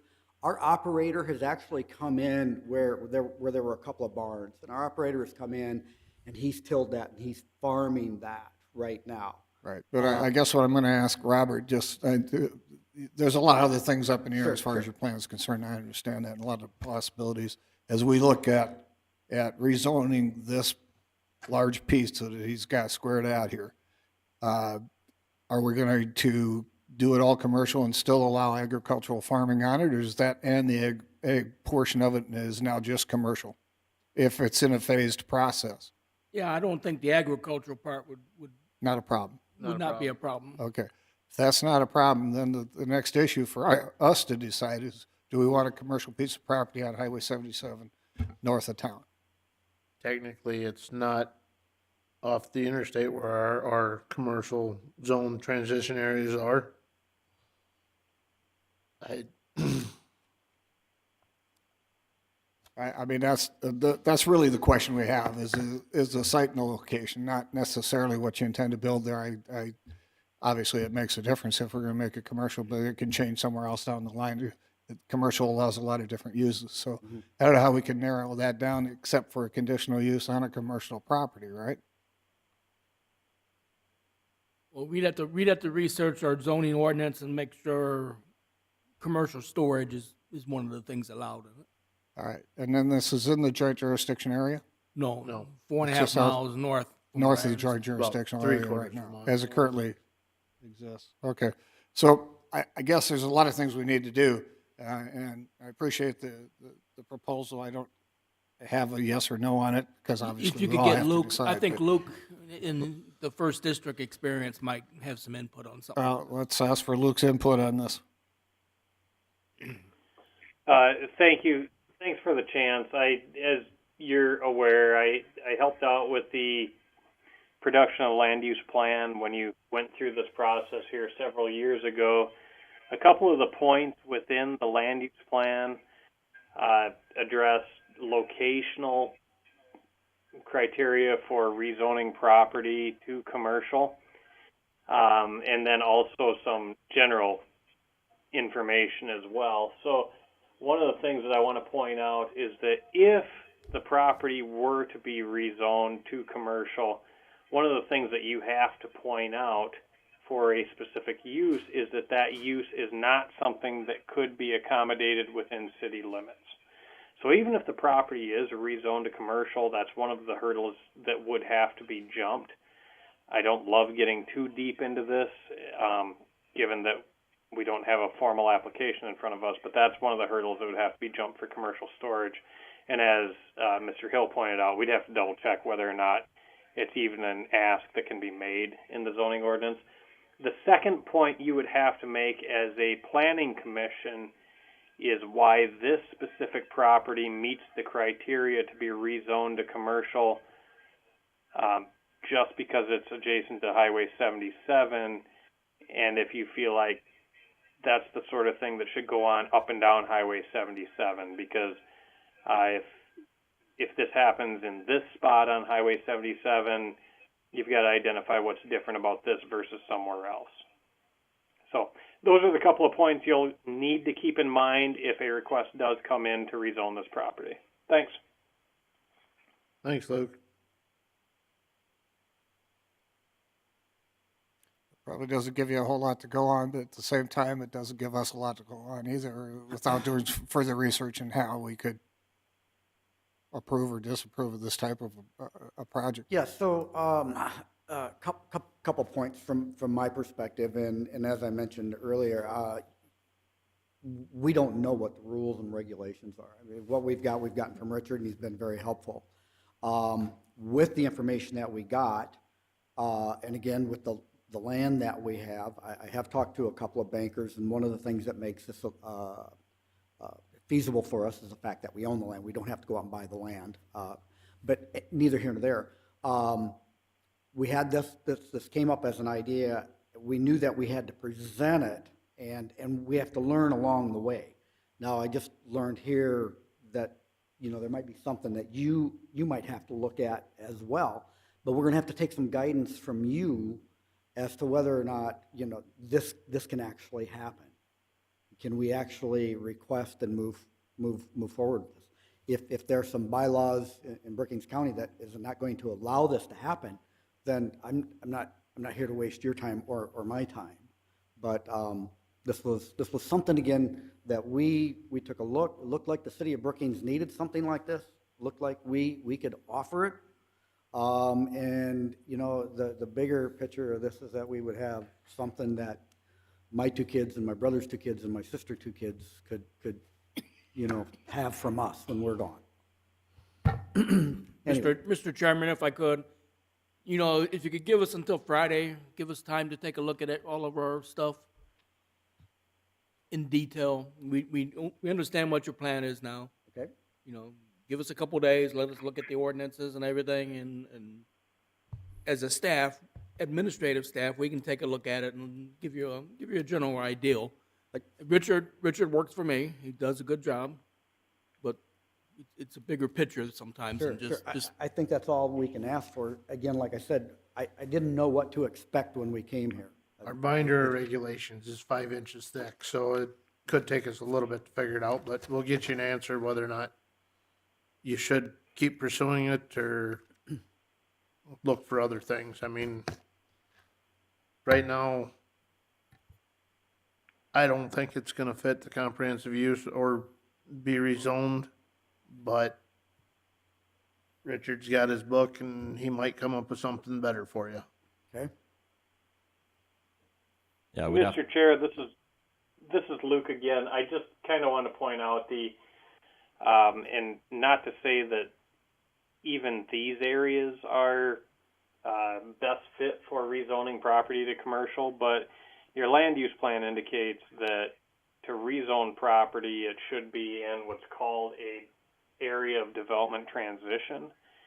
And along Highway 77 or Old 77, the areas pretty much end at, sorry, I'm reading a very small map here. Hang on just a second here. At about 208th Street. And then there's a small area that meets the intersection at the White exit, just around Highway 77. Otherwise, it would take a land use plan amendment as well to rezone that property. So just wanted to point that out, that those are the first couple of things that your staff is going to run into. But again, I think that you're best served having your staff work through this with them. Thanks. I guess you understand that that's basically the best we can give you for tonight as far as give us time to look and see what we come up with? No, absolutely. I'm good with that. And whatever time you need, we don't have a timeline. So, do we does somebody call us in a week, 10 days? We'll get a hold of her if you want to come and meet in the office. I mean, it's So Richard, I'm in split. town. I'm in town here through Friday, and then I'm gonna head out for a couple of weeks. But okay. Well, I'm off this Thursday and Friday, unfortunately. That's all right. That's all right. Possibly maybe late tomorrow afternoon, but I don't want to rush it. Otherwise, if you want to get a hold of us, there's quite a few areas in the comp plan that pertain to this. So I'll get those looked up, and I'll give you a copy of those, and where it explains what can and cannot be done, and what can and cannot be done in the commercial zoned areas for conditional uses, so. Okay. Yeah, I do. I actually think that when you say you're going to be gone a couple of weeks. Yeah, yeah. So when you get back, give us a call, give Richard a call. That would give us plenty of time. Then no one's rushed either way, Okay, awesome. if you don't mind. No, I don't mind. Do you have anything else for us? No, just, thanks everybody for taking the time to listen to our proposal, and we'll wait to hear from you. Thank you. Yep, thank you. Moving on, department reports. Yes, sir. First of all, we have had a request to cultivate marijuana in Brookings County. I replied to the individual that question came into the county commission. I replied back, and I sent him a copy of ordinance 2021-08 that specifically states we allow dispensaries if they're state approved and all that, but anything that's not in our zoning ordinance is prohibited, and we do not have cultivation of marijuana in our ordinance. So basically, I told the guy we could not allow it to happen by conditional use. And just in case someone comes to you, that's why it's in the ordinance. The county commission, I don't foresee them ever changing that, at least not while I'm still employed. So just be aware of that may come up. Number two, the flooding outlook. The more snow we get, the better chance we're going to have a flooding. Right now, we're in what's known as a minor category, which means the big Sioux's predicted to come up. Unfortunately, all they've got is Watertown at moderate, and then they've got us at minor down here at the Moody County line. They haven't put anything out on the Bruce gauges, so that's a little scary to me, because the Bruce gauge is usually what happens in Brookings. So we'll have to see what happens on that. Just be aware. And it looks like the big snow is going to be Thursday. Might be snowing a little bit out there now. The farther north you go, the worse it is, it sounds like. But just be careful out there. This is not a big blizzard or anything coming up, but who knows what's going to happen next week. So, and that's the end of my report. Richard, do you have anything to add? Yes, next month, April, our meetings start at 8 p.m. As of right now, our ordinance subcommittee did not meet because it was my birthday, so I told them they didn't have to that day, and we had a blizzard, so. Anyway, so we've tentatively set that for March 30th. We'll meeting to get together with Luke and get that started to get hashed over and up to speed on that, so. I think that's all that I can think of here. And I do want to thank the board for allowing Mrs. Telkamp to speak. She, unfortunately, I'm going to catch hell, but that's okay. She seemed to think that they won against the gravel pit. We explained to her, and I had the landowner also help me, explain that all they're going after is more fish ponds. And that's the way we ended the conversation. So, I mean, what do you do? That's what the final goal is going to be. There's going to be more fish ponds out there once everything's done. So that's the way I ended it, and we'll see what happens. Luke, are you still there? I am. All right. Well, listen, I want to thank you for sending me that note and correcting our findings of facts. I did share it with the people to my left. I didn't get around to the rest of the board members, but I didn't come up with that. Luke did. We'll actually type that up. We'll have Richard type that up on a little card, and we'll pass it out to each board member, so when they want to do the findings of facts, they can just do like Mr. Ford and just read it right off the card. Yeah, I think that's appropriate. I just wanted you to know I didn't make that up. The other option you guys could go through is that before you vote, Mr. Ford could essentially ask that statement as a question as to whether or not the board finds that this meets the conditions of the ordinance. We do not want to confuse Mr. Ford any more than we have to. This is a struggle on a natural basis.